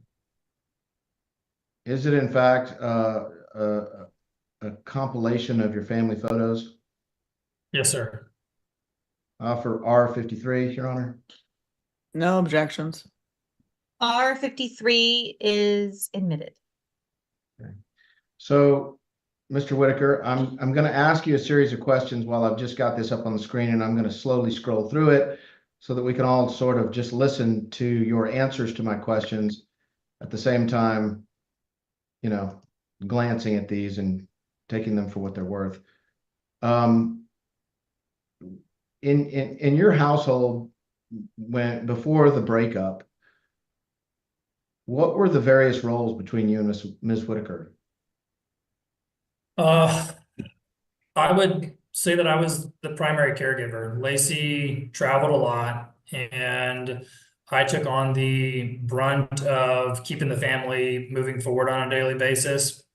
When the kids woke up in the morning, oftentimes prior to Weston going to kindergarten, her and I would get the kids ready. I would feed everybody breakfast. I would take the children to school. That's one of my favorite pictures right there, me and Weston. But I did daycare, drop-offs and pickups. One of my favorite times was picking the kids up from school every day. They all just lit up, and especially Desi, she would just scream and run and jump in my arms. And my other roles was I cooked dinner and managed dinner for the family nightly. I grocery shopped for the family every other Monday. I took the kids grocery shopping, and it was a fun excursion and allowed me more time with them. Lacey's roles, we kind of would both help out with bedtime. And that was one of my favorite times as well, was bedtime. She did the dishes because I was cooking. She managed the maid service. I managed all the contractors. With regard to Oh my god, they're talking about their chores in terms of which servants they had to manage. Bro. Also, what was that picture about? Of her getting her foot, a little foot spa. Surreptitious photos. Seriously, he's like, I tended the roses. I handled all the outside contractors, of course. And then Lacey managed the inside staff.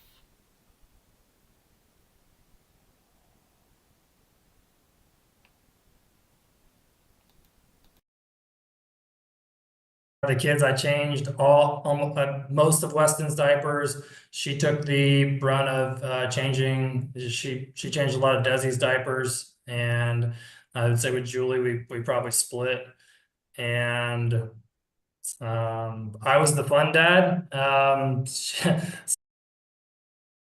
What are these photos? What are these photos? This is like a brunch spread.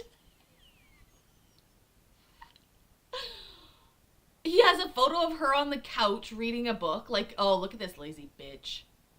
That is like $200 worth of fruit plus. Did you see the water? Look at this. I mean, this, first of all, that looks like a magazine photo. That is the most ridiculous side table. Jesus Christ. Oh,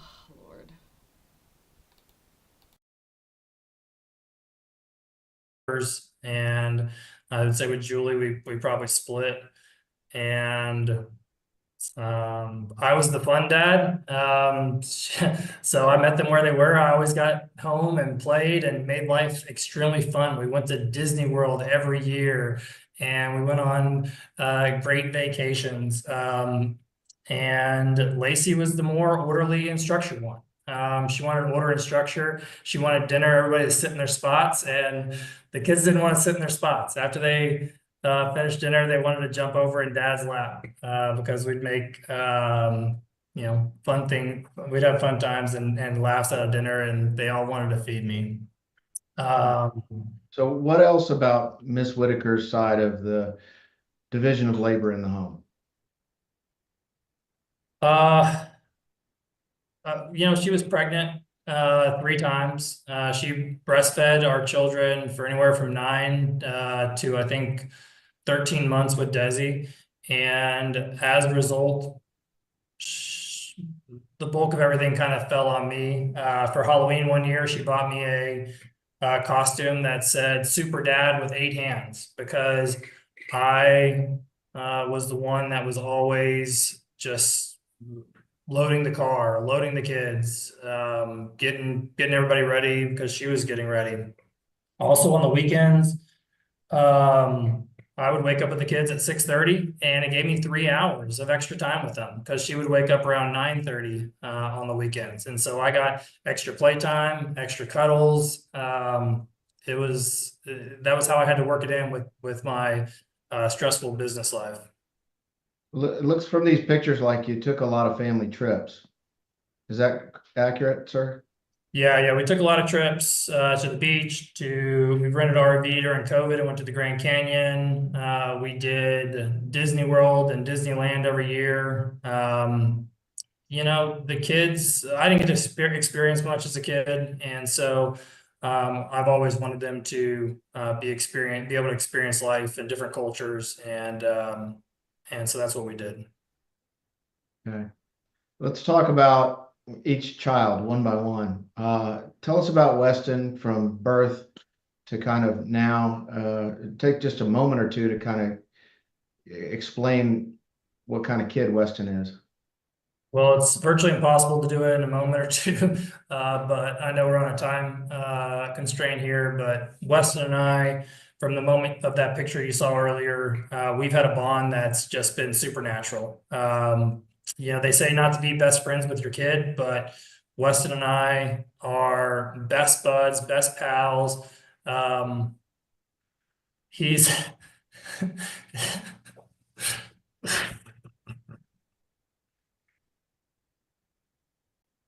he's just the most incredible. He's super smart, super athletic, extremely competitive. Everything him and I did was a competition, whether it was racing up the stairs, who could pick up the toys the fastest, or who could give mom the most kisses. And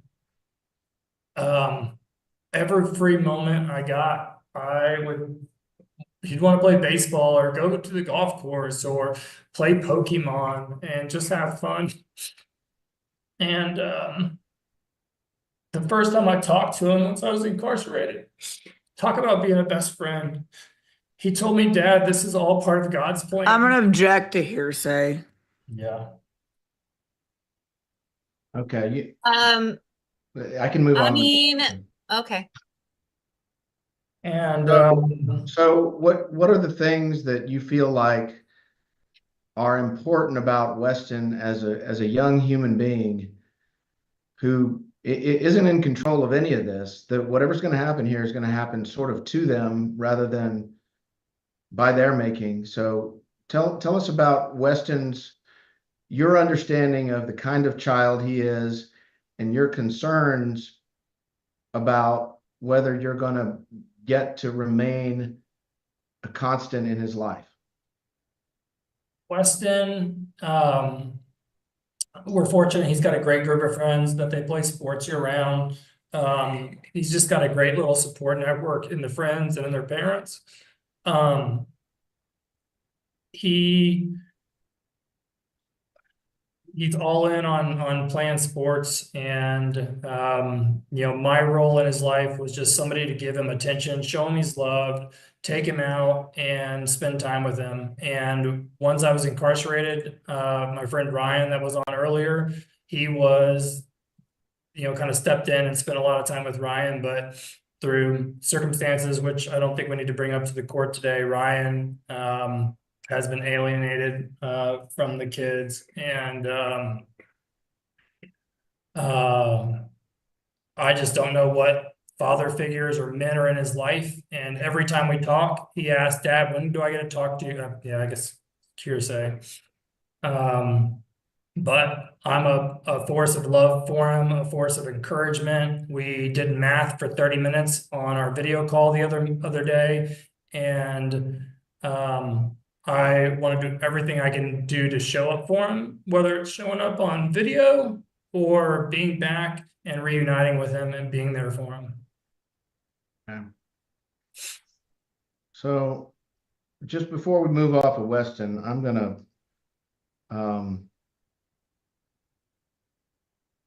share with the court a video.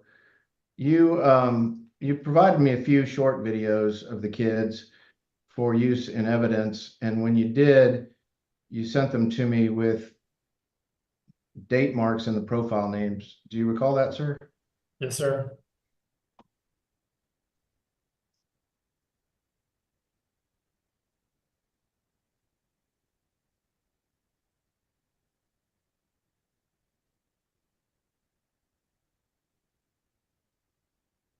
There's one here that's dated, it looks like it's January of 2018. Weston would have been a little over a year old. Do you recall? Yes, sir. He's actually coming up on 2 there. Okay. This video, are you familiar with the video that I'm talking about? I'd have to see it. I think it. It's very short. Yeah. If you gave me a video and it's got this in the profile name, was it taken at the time? And it's in the profile name? I have to see the video. I'm sorry, David. Okay. Yes, I believe so.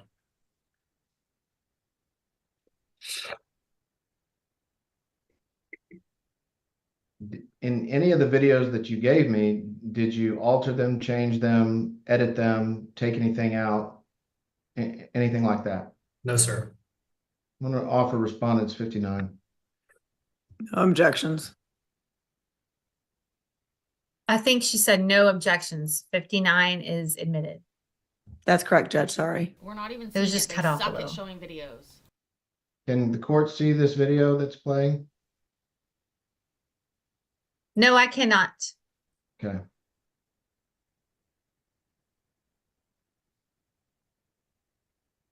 How long is it? I can try and play it on mine. It's- Just watch it real fast. It's quite short, Your Honor. Okay, let me just see. Since I admitted it, and I'll just try and watch it real fast. I'll let you know. Hold on.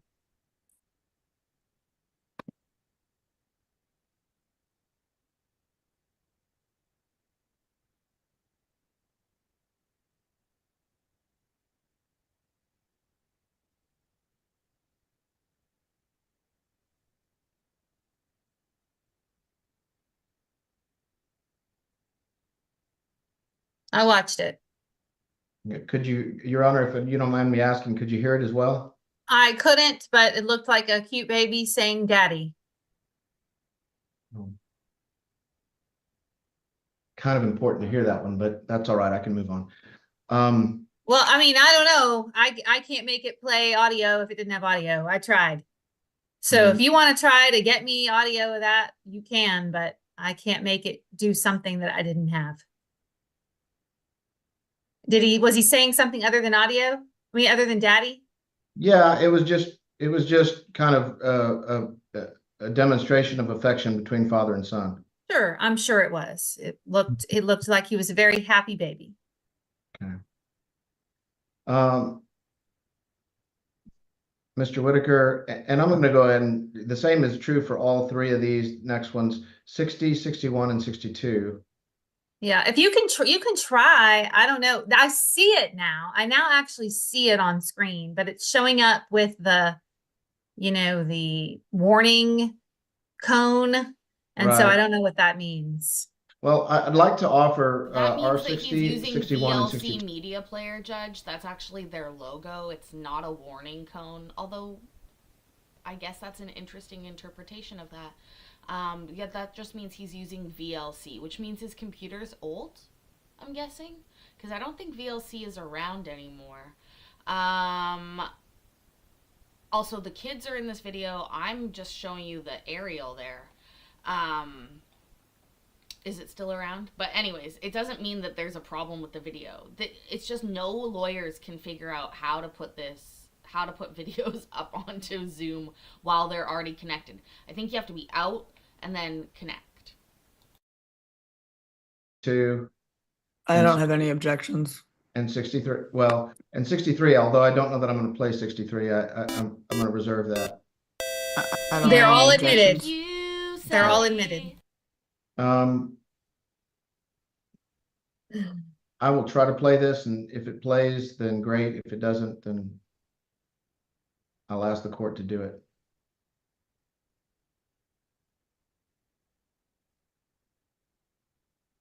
Can the court see the video? No. No, can you see it? Yes.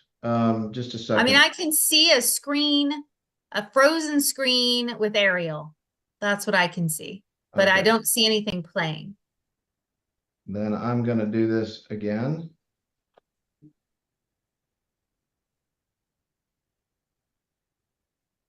Now it's sort of movement. I see movement. That seems possible.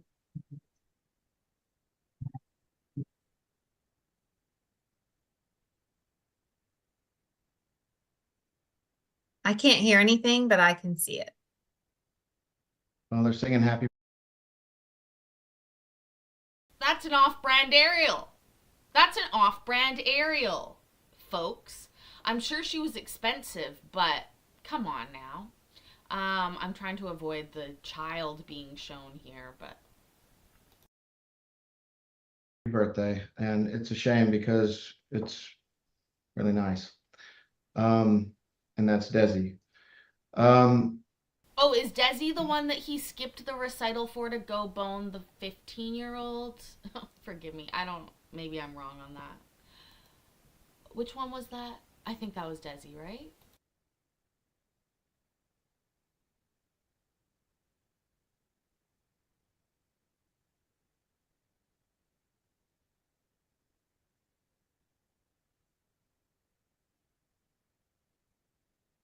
This is the next one, R61.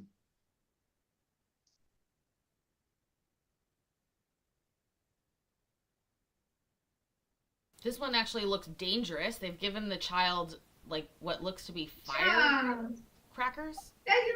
Oh wow, we got audio.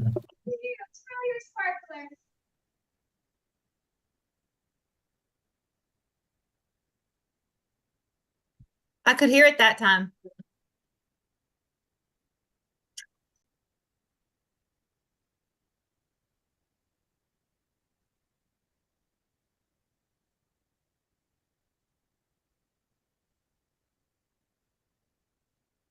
I'm about to try R62.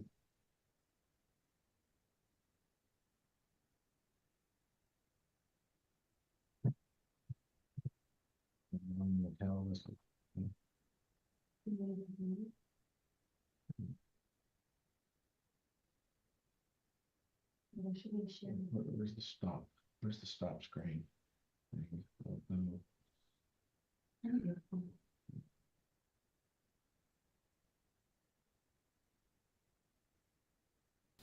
Yeah, for 2 Christmases now, he's going to be incarcerated. He was incarcerated last year and this year. Presumptively. All right, Your Honor, I'm going to move on because I can't seem to get this to work.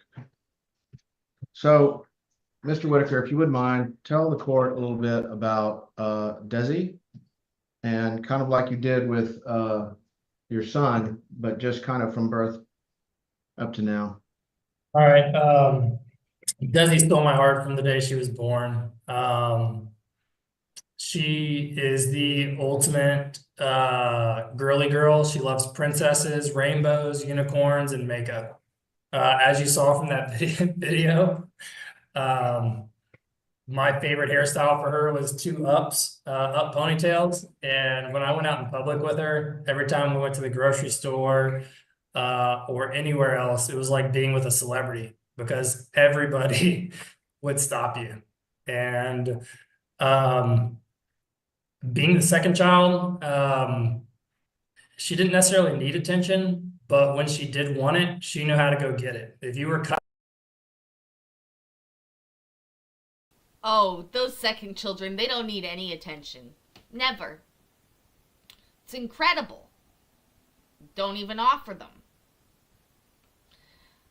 Bro, like all of this, under what we already know, all of this is terrible evidence.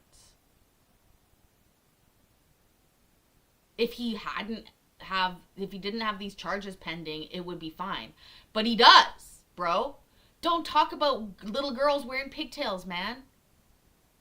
It's just so bad. cuddling with somebody and she needed attention, she would just bulldoze her way right into the middle. At dinner time, she sat next to Lacey in our nook and she wanted to spend time with dad and she would have to barrel through Weston against Lacey's objections and, jump into dad's lap.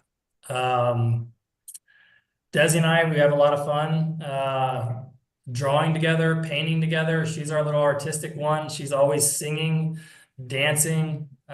Speaking of dancing, when she was barely walking during the pandemic, I caught her dancing against the baby gate and I dove on the floor and started recording her. And this is like March of 2020 when the pandemic started. And that video, I ended up posting it on social media and it went viral. She had over 75,000 views. We spent a lot of our video. That's not viral, bro. No offense.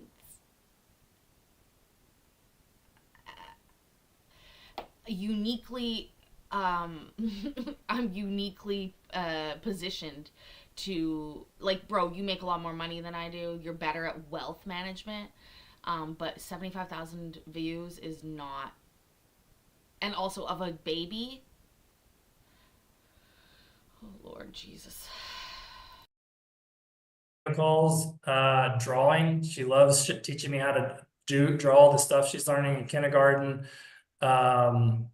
We spend time playing tic-tac-toe, doing math, and one of my favorite trips with Desi, I took Desi and Julie, just the three of us, on a cruise, a Disney cruise.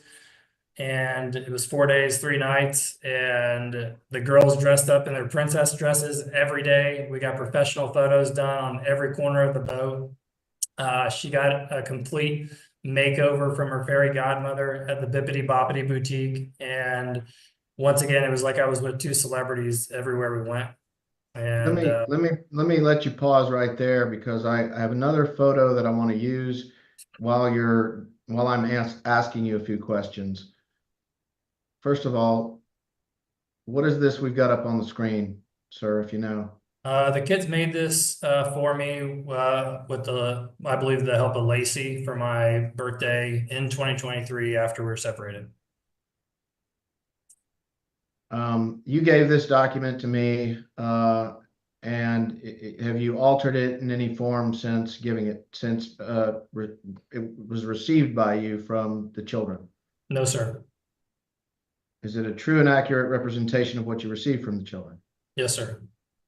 Offer R58. No objections. 58 is admitted. Okay, so you were talking about Desi and I interrupted you. How have we saw some of the supervised visitation notes about the time that you spent with Desi. With regard to Desi specifically, how would you say that went? We had an incredible time. She always sprinted ahead of everybody to get the first hug. She wanted to be the last to leave. We just, soaked up as much time as we could during our time together. And I was fortunate enough to get some one-on-one visits with her, and we painted each other's faces. She painted my nail. We painted, we drew, we colored, we played cards. There's another Disney card game that she's all into now called Lorcana. And we just had a lot of fun. All right. So peering into the future, if you can, about the young child you know as Desi, knowing her as you do as her father, do you think about your current circumstance and what do you think is important about her as the child that you know staying connected to you? Yeah, it's obviously a challenging circumstance. She's always excited to talk to me. I believe having a force of love and support in her life is something that's going to benefit her long term.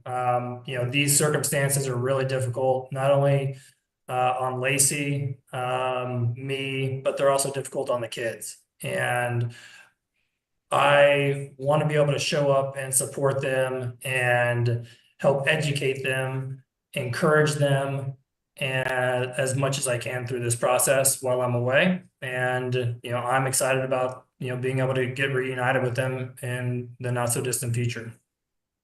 Okay. All right. Let's move on to Julie.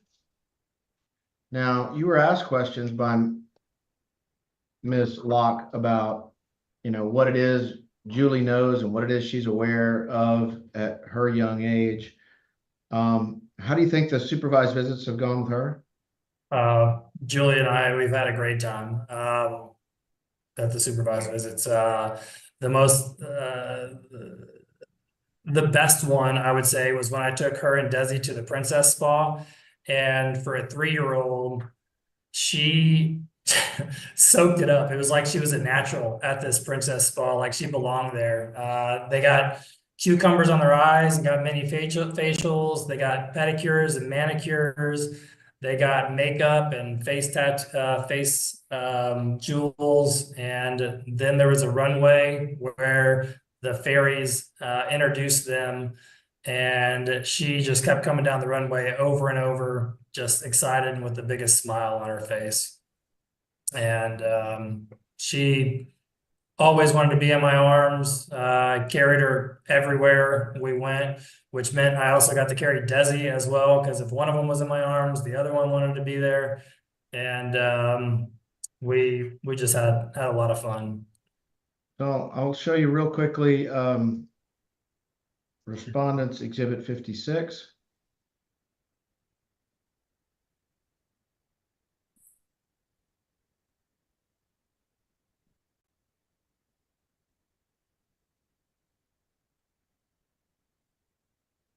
What are we looking at here with Respondents 56? This is something Weston drew at school. I believe he was in first grade. Okay. On this next page, it says, "I am thankful" by Weston. And then he says, "I'm thankful for," well, before I get too far into this, I'll offer Respondents 56. I'm assuming the child statements are not being admitted for purposes of the truth of the matter asserted, because if that's the case, then I object. If not, then it's fine. I'm gonna assume that too. And so this is R56 and it is admitted. R56. So the statement on the page says, "I'm thankful for my God. I'm thankful for Pack Wars." So what is Pack Wars? So when we started playing Pokemon after Weston's 6th birthday, because he received Pokemon as gifts, I created a game called Pack Wars where instead of just ripping through the packs, we were able to turn it into a game of strategy and math. And you open the packs, and then your two packs go quote unquote war against each other. And he came home from school with, as he was learning handwriting, daily, weekly, with documents like this. And that's one of the reasons why we got so into Pokemon, was because he loved Pack Wars, and he came home with it every week. It was so cool. So Pack Wars was a game you created. Do I have that correct? It's a game created that we still play. But the nature of the game, maybe unbeknownst to your son, I mean, you had an educational purpose for it, right? Yeah. And he's a math wizard now. I recall there was something in the supervised visits about a game you created for one of the children so that they could learn better math skills. Do you recall that? Yes, that was actually with regard to Desi. Okay. So are there other games besides Pack Wars or the one you did for Desi that the court should be informed of that you've created for the children that were fun but educational? I mean, we played a lot of board games, and Weston, by age 4, he was the banker in Monopoly, and that's how he started learning math at an early age. And we're just always playing games and coming up with fun things to do together. Showing you some photos that are marked as R64. Do you know when these photos were taken? Yes. When were they taken? That was Weston's birthday, May 14th of this year. Offer R64, Your Honor. No objections. R64 is admitted.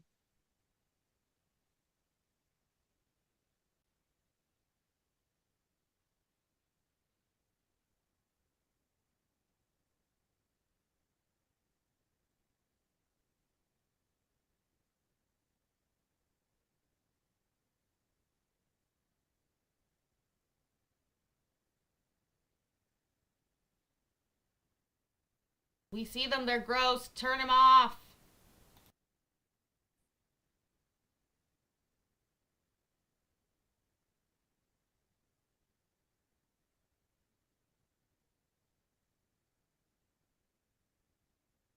There's a photo here of, is that you and Desi? Yes, sir.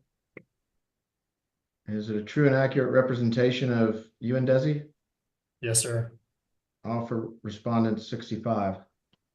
No objections. 65 is admitted. When was this, Mr. Whitaker? This was May 15th, 2023. Where was it? This was at Mr. Wirch's house.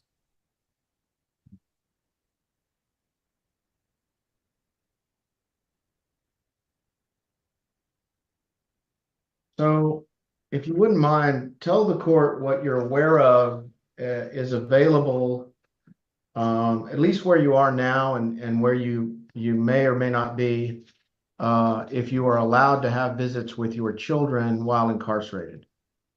Get the court familiar with the environment, if you wouldn't mind. Yes, sir.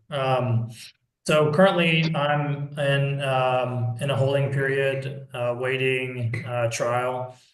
During this holding period, I have access to video calls, but I would say in-person visits, this wouldn't be the time where it'd be appropriate. My access to video calls at this point is from 6:30 in the morning until 9 o'clock at night. And I can do them anytime throughout the day. What I understand, in the event of incarceration in federal custody, is they have visitation on the weekends from 8:30 in the morning until 3 o'clock in the afternoon. It's not in a glass environment. It's in a supervised, in-person, environment, where you can play games and draw and have a lot of time together. From what I understand, if I am, at the end of this detained in federal custody, is, I could potentially be detained as close as Bastrop, Texas, and I could also be detained here in North Carolina. And video visit access, Ms. Locke touched on this a little bit yesterday, but there is a limited number of hours or I guess minutes or hours per month that you're allotted. And I feel very comfortable that if we are awarded an hour a week with each child or some version of that, that I'd have adequate time to spend with them either via video or via phone calls. Do you want your children to be able to have normal children extracurricular lives, being on teams and team sports and team events? And how does that square with a schedule for talking to you? And also, if you wouldn't mind telling us, how do you feel about how to balance that and what's more important? I absolutely love that they're involved in extracurricular activities. I believe video calls, if an extracurricular activity comes up or a birthday party or something like that, it should be pretty simple to reschedule a video call. It's proven to be extremely difficult over the last year to reschedule those video calls, which I can elaborate if I need to. Well, let me pause right there and ask you a couple of questions about that. Have there been times when it's perfectly good communication and then other times when it's not? Or has it been always good or always bad? What would you say? It's mixed. Okay. So you heard Ms. Whitaker talk about concerns about restrictions that you want placed on the video calls. How do you respond to that? What I asked the court and what we petitioned the court is just to provide some reasonable guidelines and etiquette for conducting video calls with children. These calls are about them. It would be easy for me to spend my time in a little hole, and the hardest days are when I talk to them. But these calls are for them and about them. And I didn't feel, and in discussion with my counsel, didn't feel that conducting video calls in a loud restaurant where they're trying to, eat and play with other folks is appropriate. There was about a 5-week period where whoever was on the video was getting served dinner at that time. And so it wasn't like they were all sitting down to dinner at the same time and eating at the same time. I had 10 minutes with each of them, and whoever was on video, they were eating. So they were focused on eating. They couldn't talk. I don't think it's an environment where you need to turn off all the TVs or not give them snacks or anything like that. I'm just asking for just some reasonable etiquette to just make this time meaningful and valuable to them. I lost my dad when he was 19, when I was 19, and it sucks. And these kids have nothing to do with the situation between Lacey and I or the allegations against me in North Carolina. And they have a dad. They have friends that have recently lost dads, that their kids can no longer talk to their dad again. And someday they're going to be thankful that they were still able to communicate with their dad through this challenging time. And I believe are going to be excited to reunite on the other side. What would you, do you understand Lacey Whitaker's concern as she voiced it, for the welfare of the children, given your circumstance and what they're going to understand as they grow up and what they're going to feel about that. Do you understand anything that she had to say? What I heard her say was that she thinks jails are scary places. I thought that too until I was incarcerated. I have a much different opinion You're on so that now. stupid. Oh my God, jails are scary. Your parent being incarcerated one is traumatizing. Hi, Shane. That's got to be the stupidest thing I've ever heard. He's like, dude, this place is cool. I love it here. Bro. This is so bad. You know what he should have done? He should have acquiesced to all of her requests on that. When the kids are old enough, just like you say, on the other side, they can make a choice to hear you, to listen to you, to talk to you. But right now, you have to defer to their mother. Also, it's so concerning how interested you are in their teams. Bro, you're accused of hurting a child. And the point is, you're never going to be allowed around a school again, hopefully, if convicted. You shouldn't be allowed around these children's friends. I'm saying no. My kid's 16. Too old for you, bro? Ew.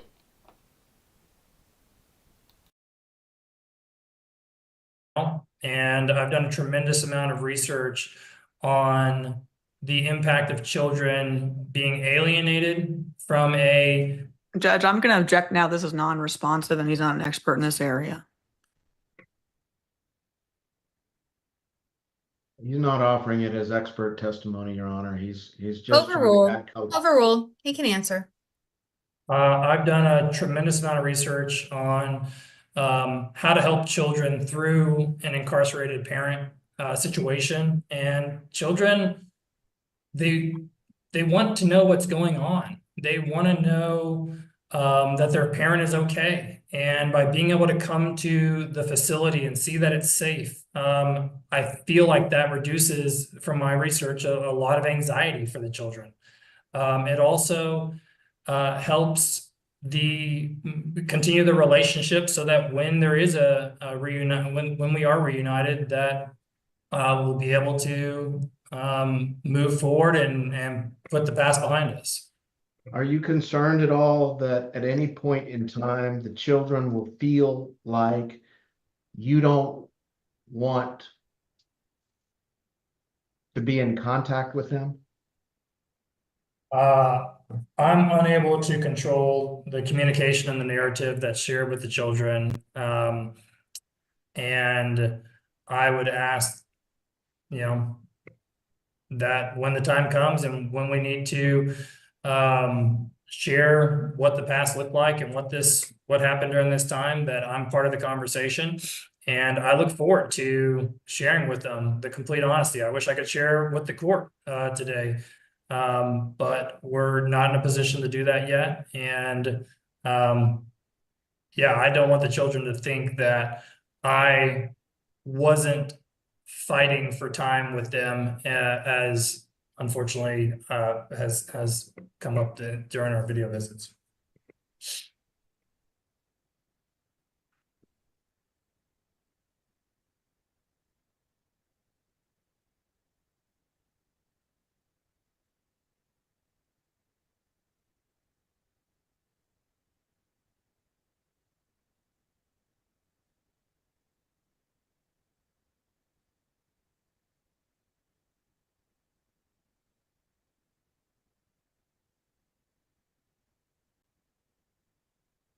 During some of the time that I've got left, I just want to ask you real quick, just because of your expertise.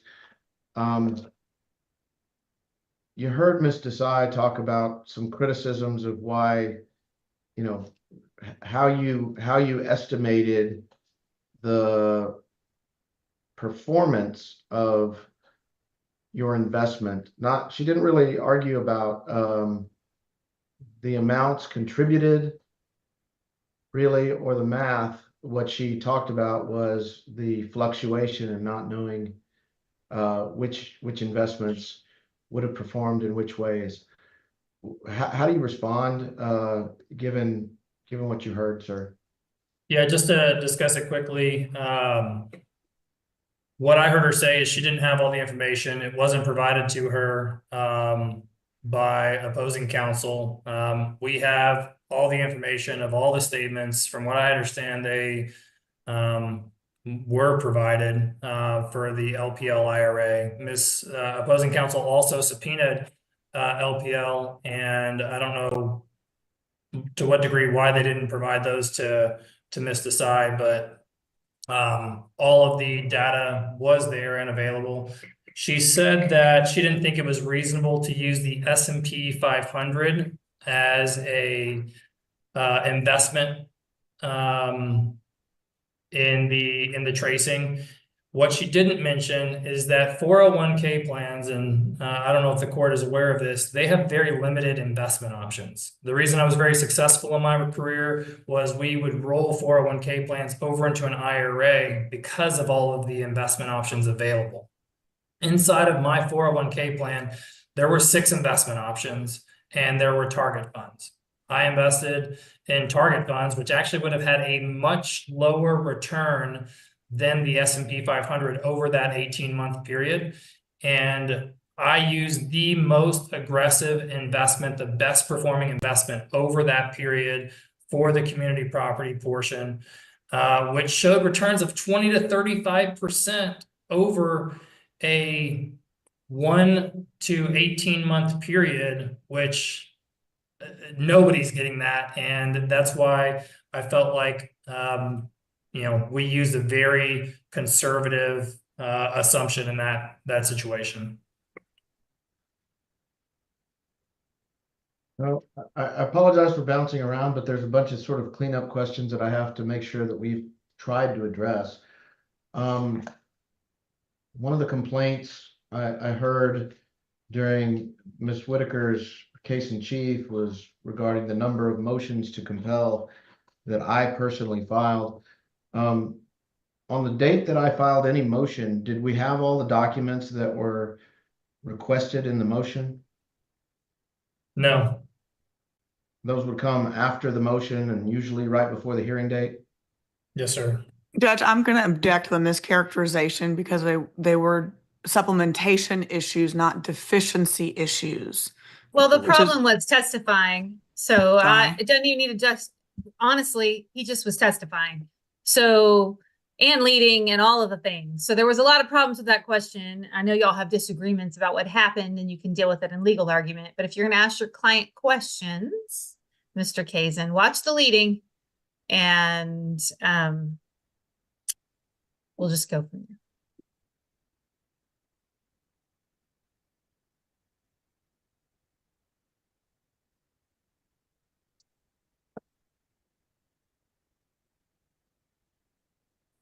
So I was very careful, Mr. Whitaker, to ask you, as we were going through the community property spreadsheets, if there's, what have I missed that you think is important? And sometimes you would direct me to something that I hadn't considered in my questioning.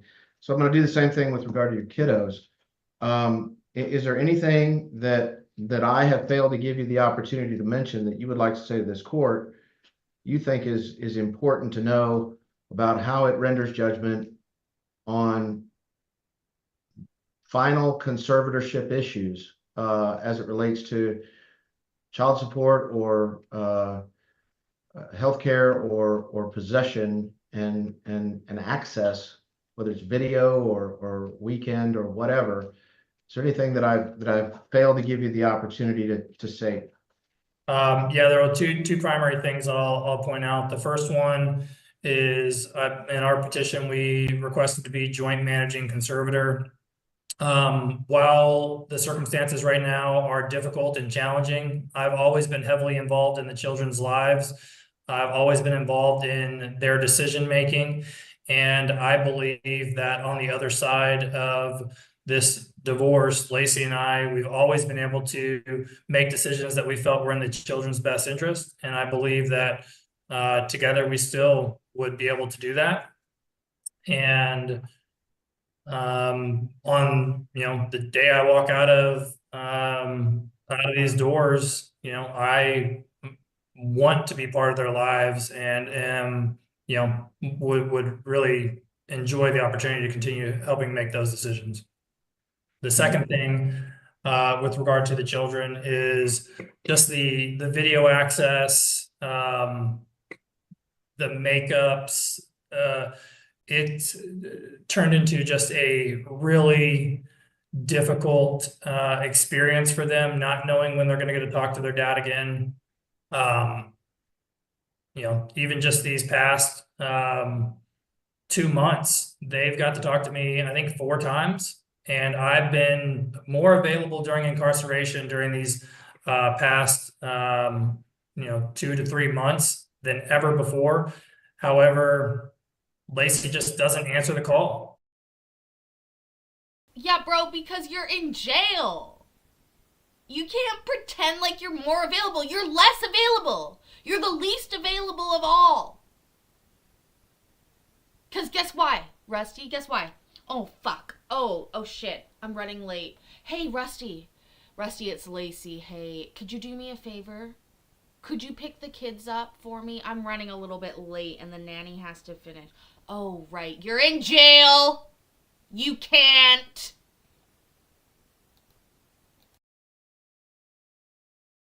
And we called on Thursday, which is, in our temporary order. She didn't answer. We called on Sunday.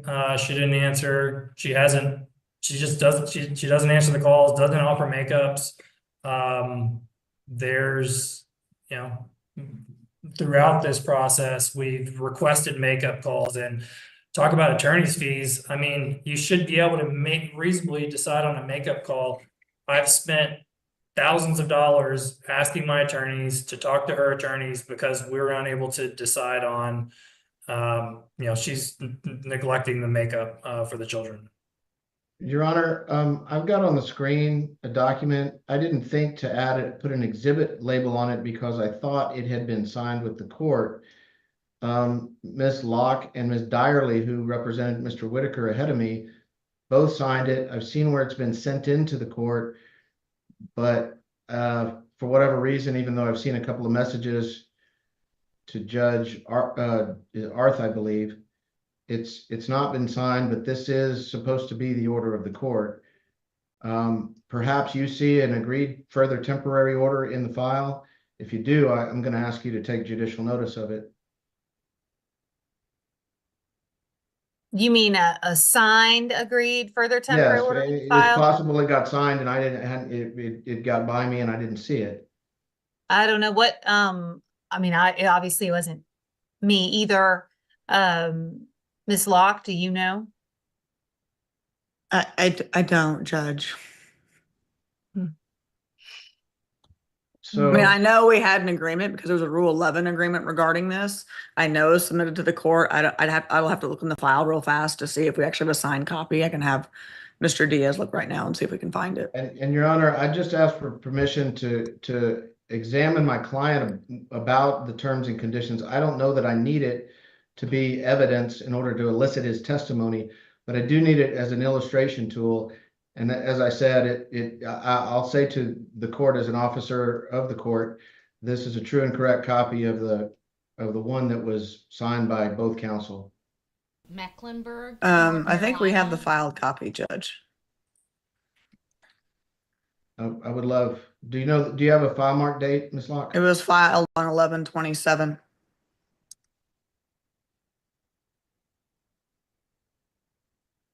So last week.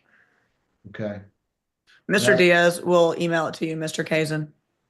And I can use that one more specifically, but I have every confidence that the text is the same. Can I proceed, Your Honor? You may. I'll just take judicial notice of the file of the temporary orders. Okay. Thank you, Judge. So this is supposed to be the temporary order of the court, Mr. Whitaker, and I'll show you that right here where I'm writing it. It says our family wizard, which is not an available tool right now because of the specific place that you are.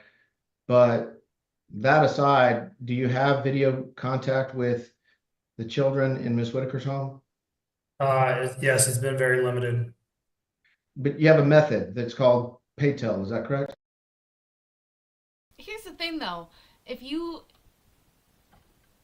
Mr. Kazin, your point is taken. However, if we want to talk about court orders, the court order says that the call is to take place via our family wizard. The fact that he can't use our family wizard means that the call doesn't happen.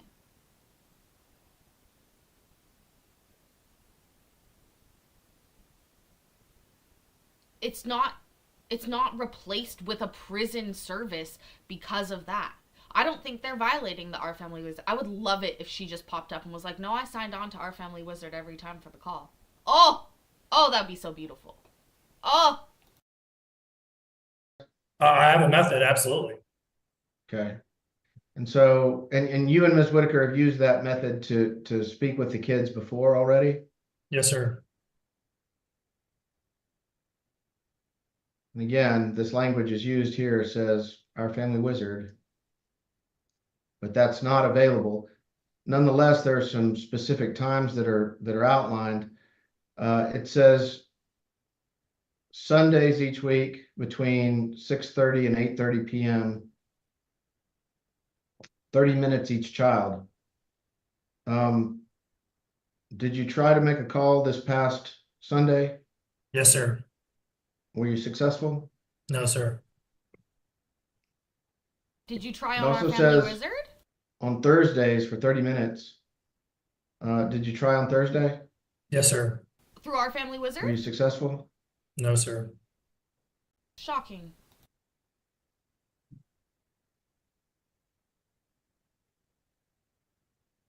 Are you asking the court to place specific parameters and to the extent necessary to fix this language about our family wizard, change it to the PayTel device that is now appropriate, or whatever video method is amenable to your place of incarceration? Is that kind of what you need in order to get these calls at least court ordered?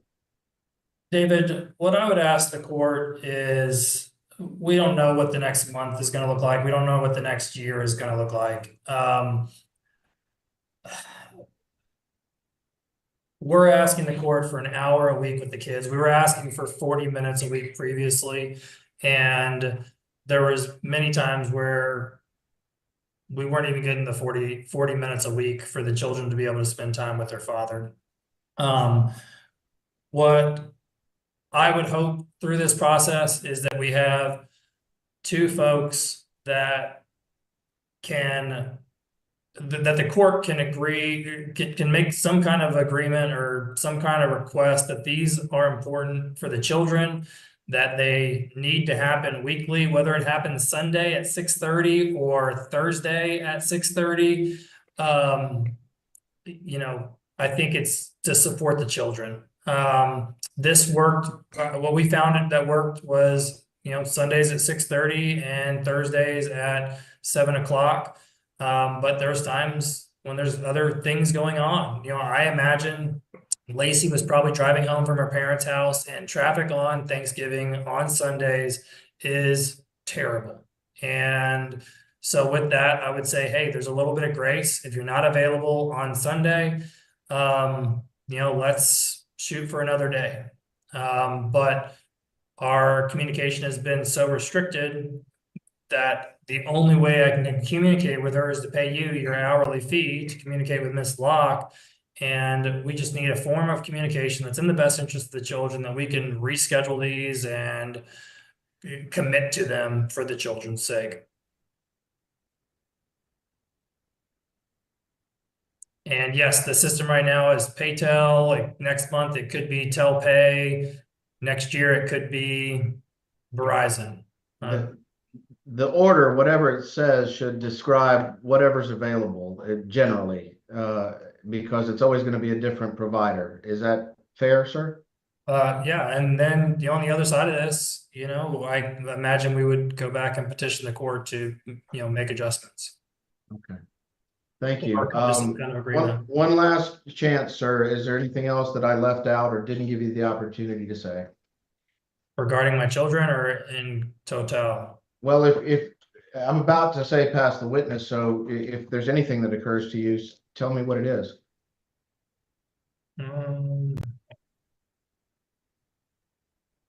We didn't go through any personal property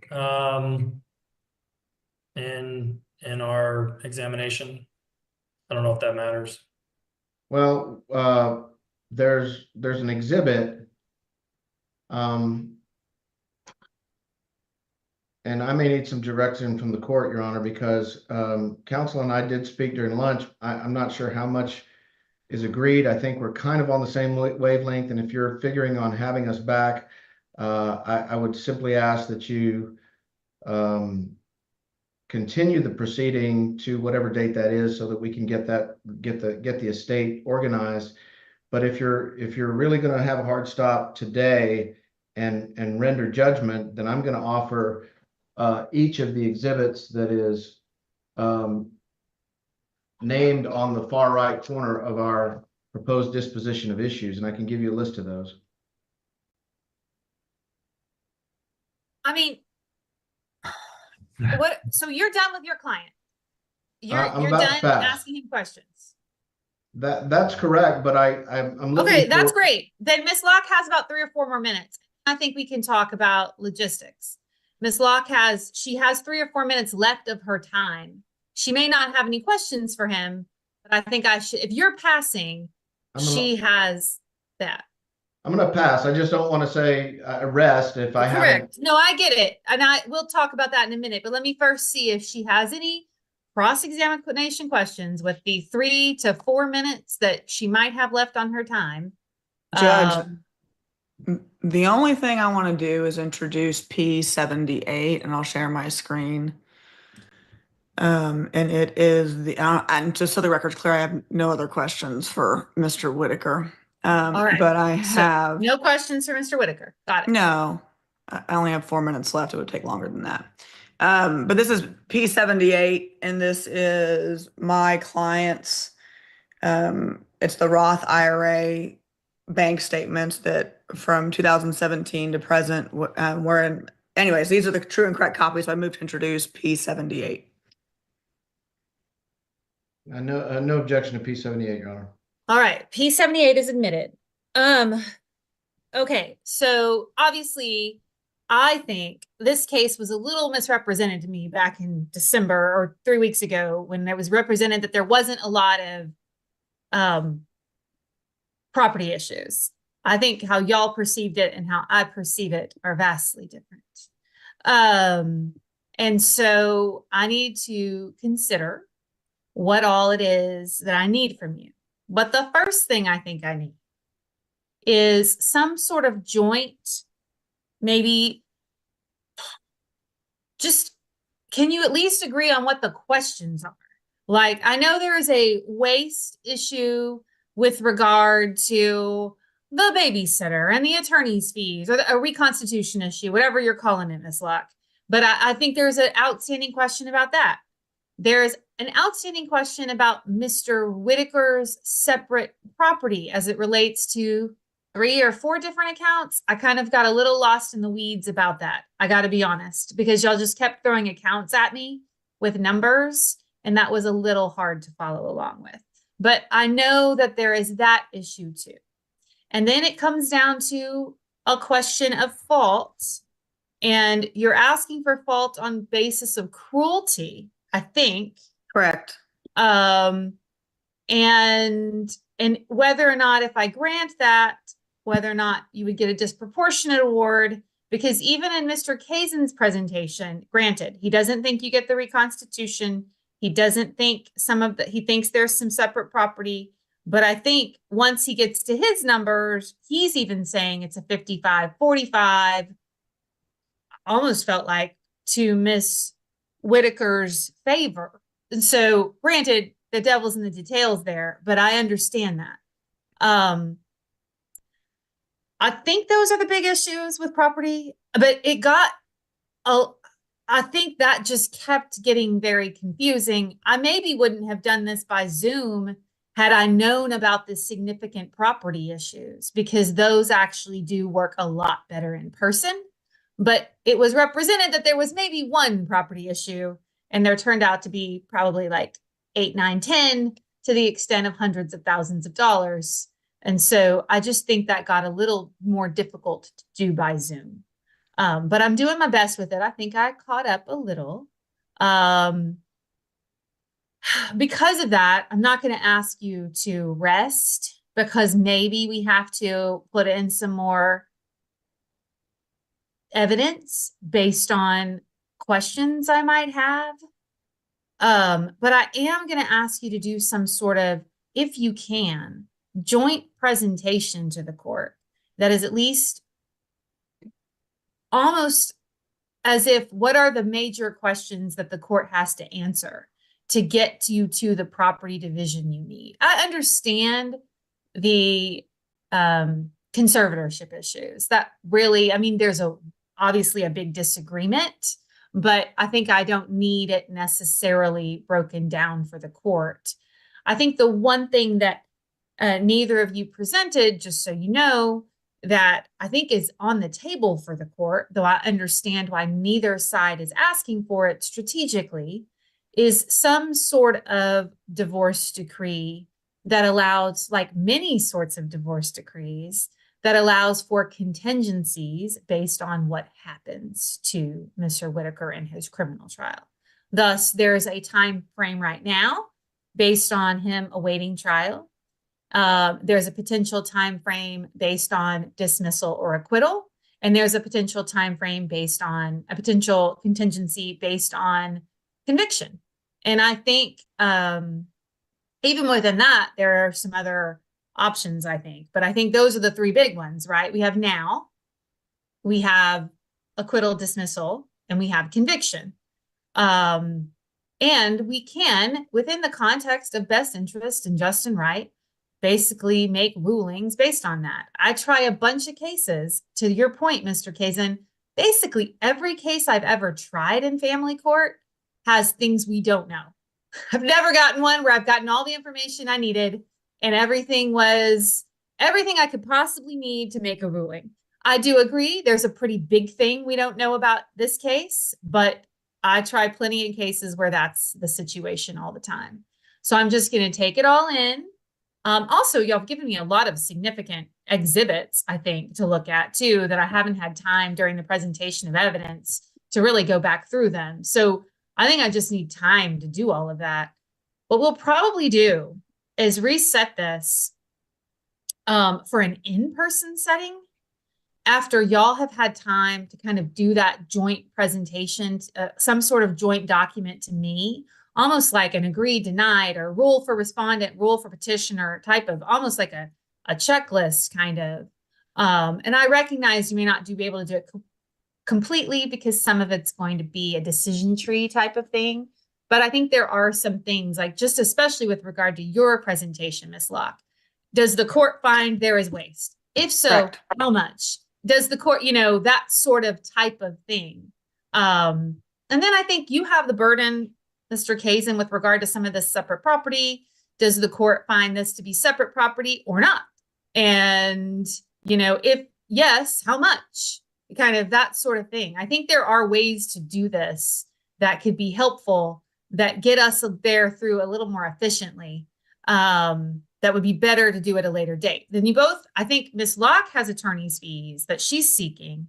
I don't know, Mr. Kazin, do you have attorney's fees that you're seeking? I'm not, but I would. No, I'm not. Well, if you haven't requesting applied for them. it, then you're not seeking it. So Well, no, but I would have wanted to testify on the topic, not for the purpose of requesting them. but for the purpose of rebutting hers.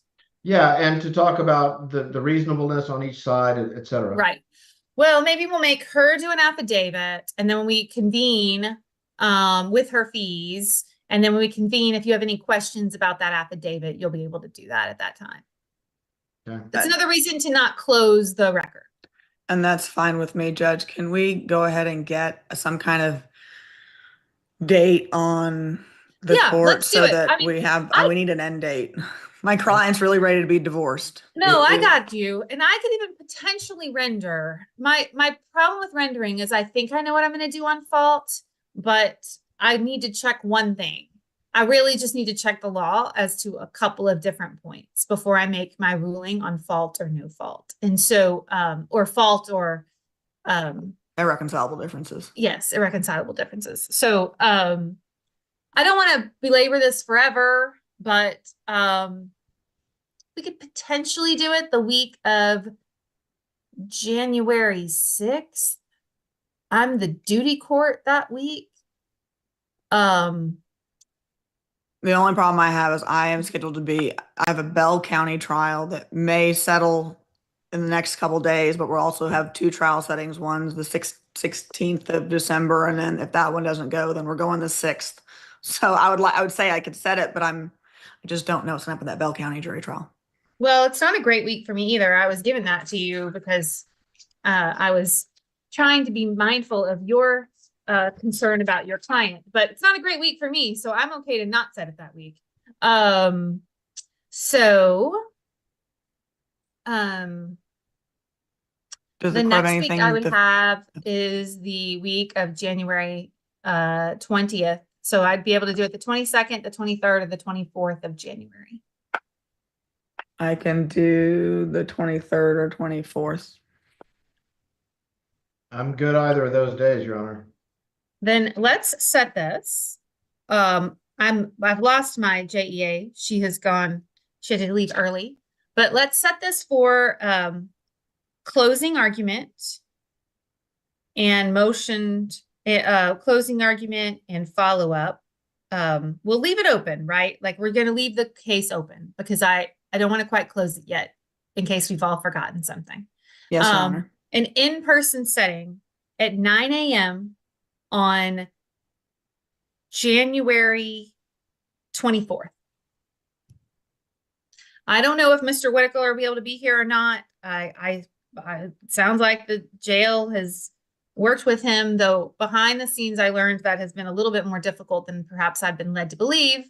But currently we will finish trial and close evidence. We will continue this matter until January 24th at 9 a.m. But we will do it in person. I need you and Mr. Kazin in person.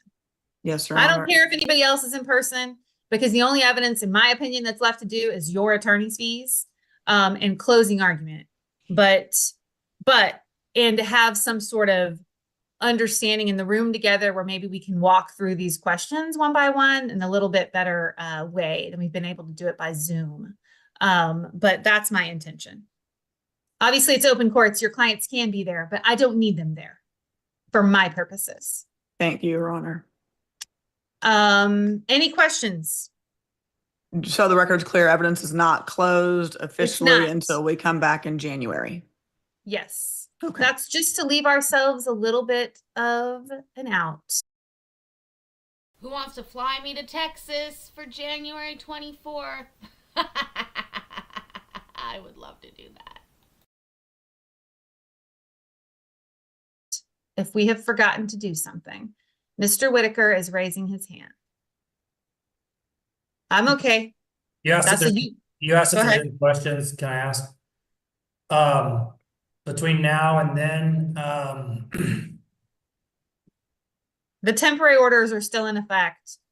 But they are what they are. I don't know what the jail will do. My understanding is there's a jail problem, but I'll let y'all figure it out. But I'm not going to do anything on that until I get like a motion that would enforce the temporary orders. Thank you. Are we excused, Judge, or we're done? Yes, you're excused. Okay. And that was all she wrote, my ladies and my gents. That was all she wrote about that. Thank you to my weighted blanket, shoulder blanket, for keeping me in place. Thank you for joining me. I will see what I can do to follow up on that. I mean, I knew that, I'm sure most of you guys knew too, that we weren't going to get an ending on that, because judges never make endings on those. They always reserve. But I will follow up on his criminal trial. You thought I had a vest on? No, this is my shoulder, my weighted blanket to hold me down. It's sort of, it wouldn't, I'm not sure that's a cute vest, to be honest.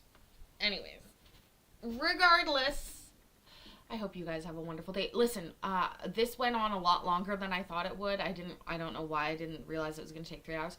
We're going to do members only tomorrow.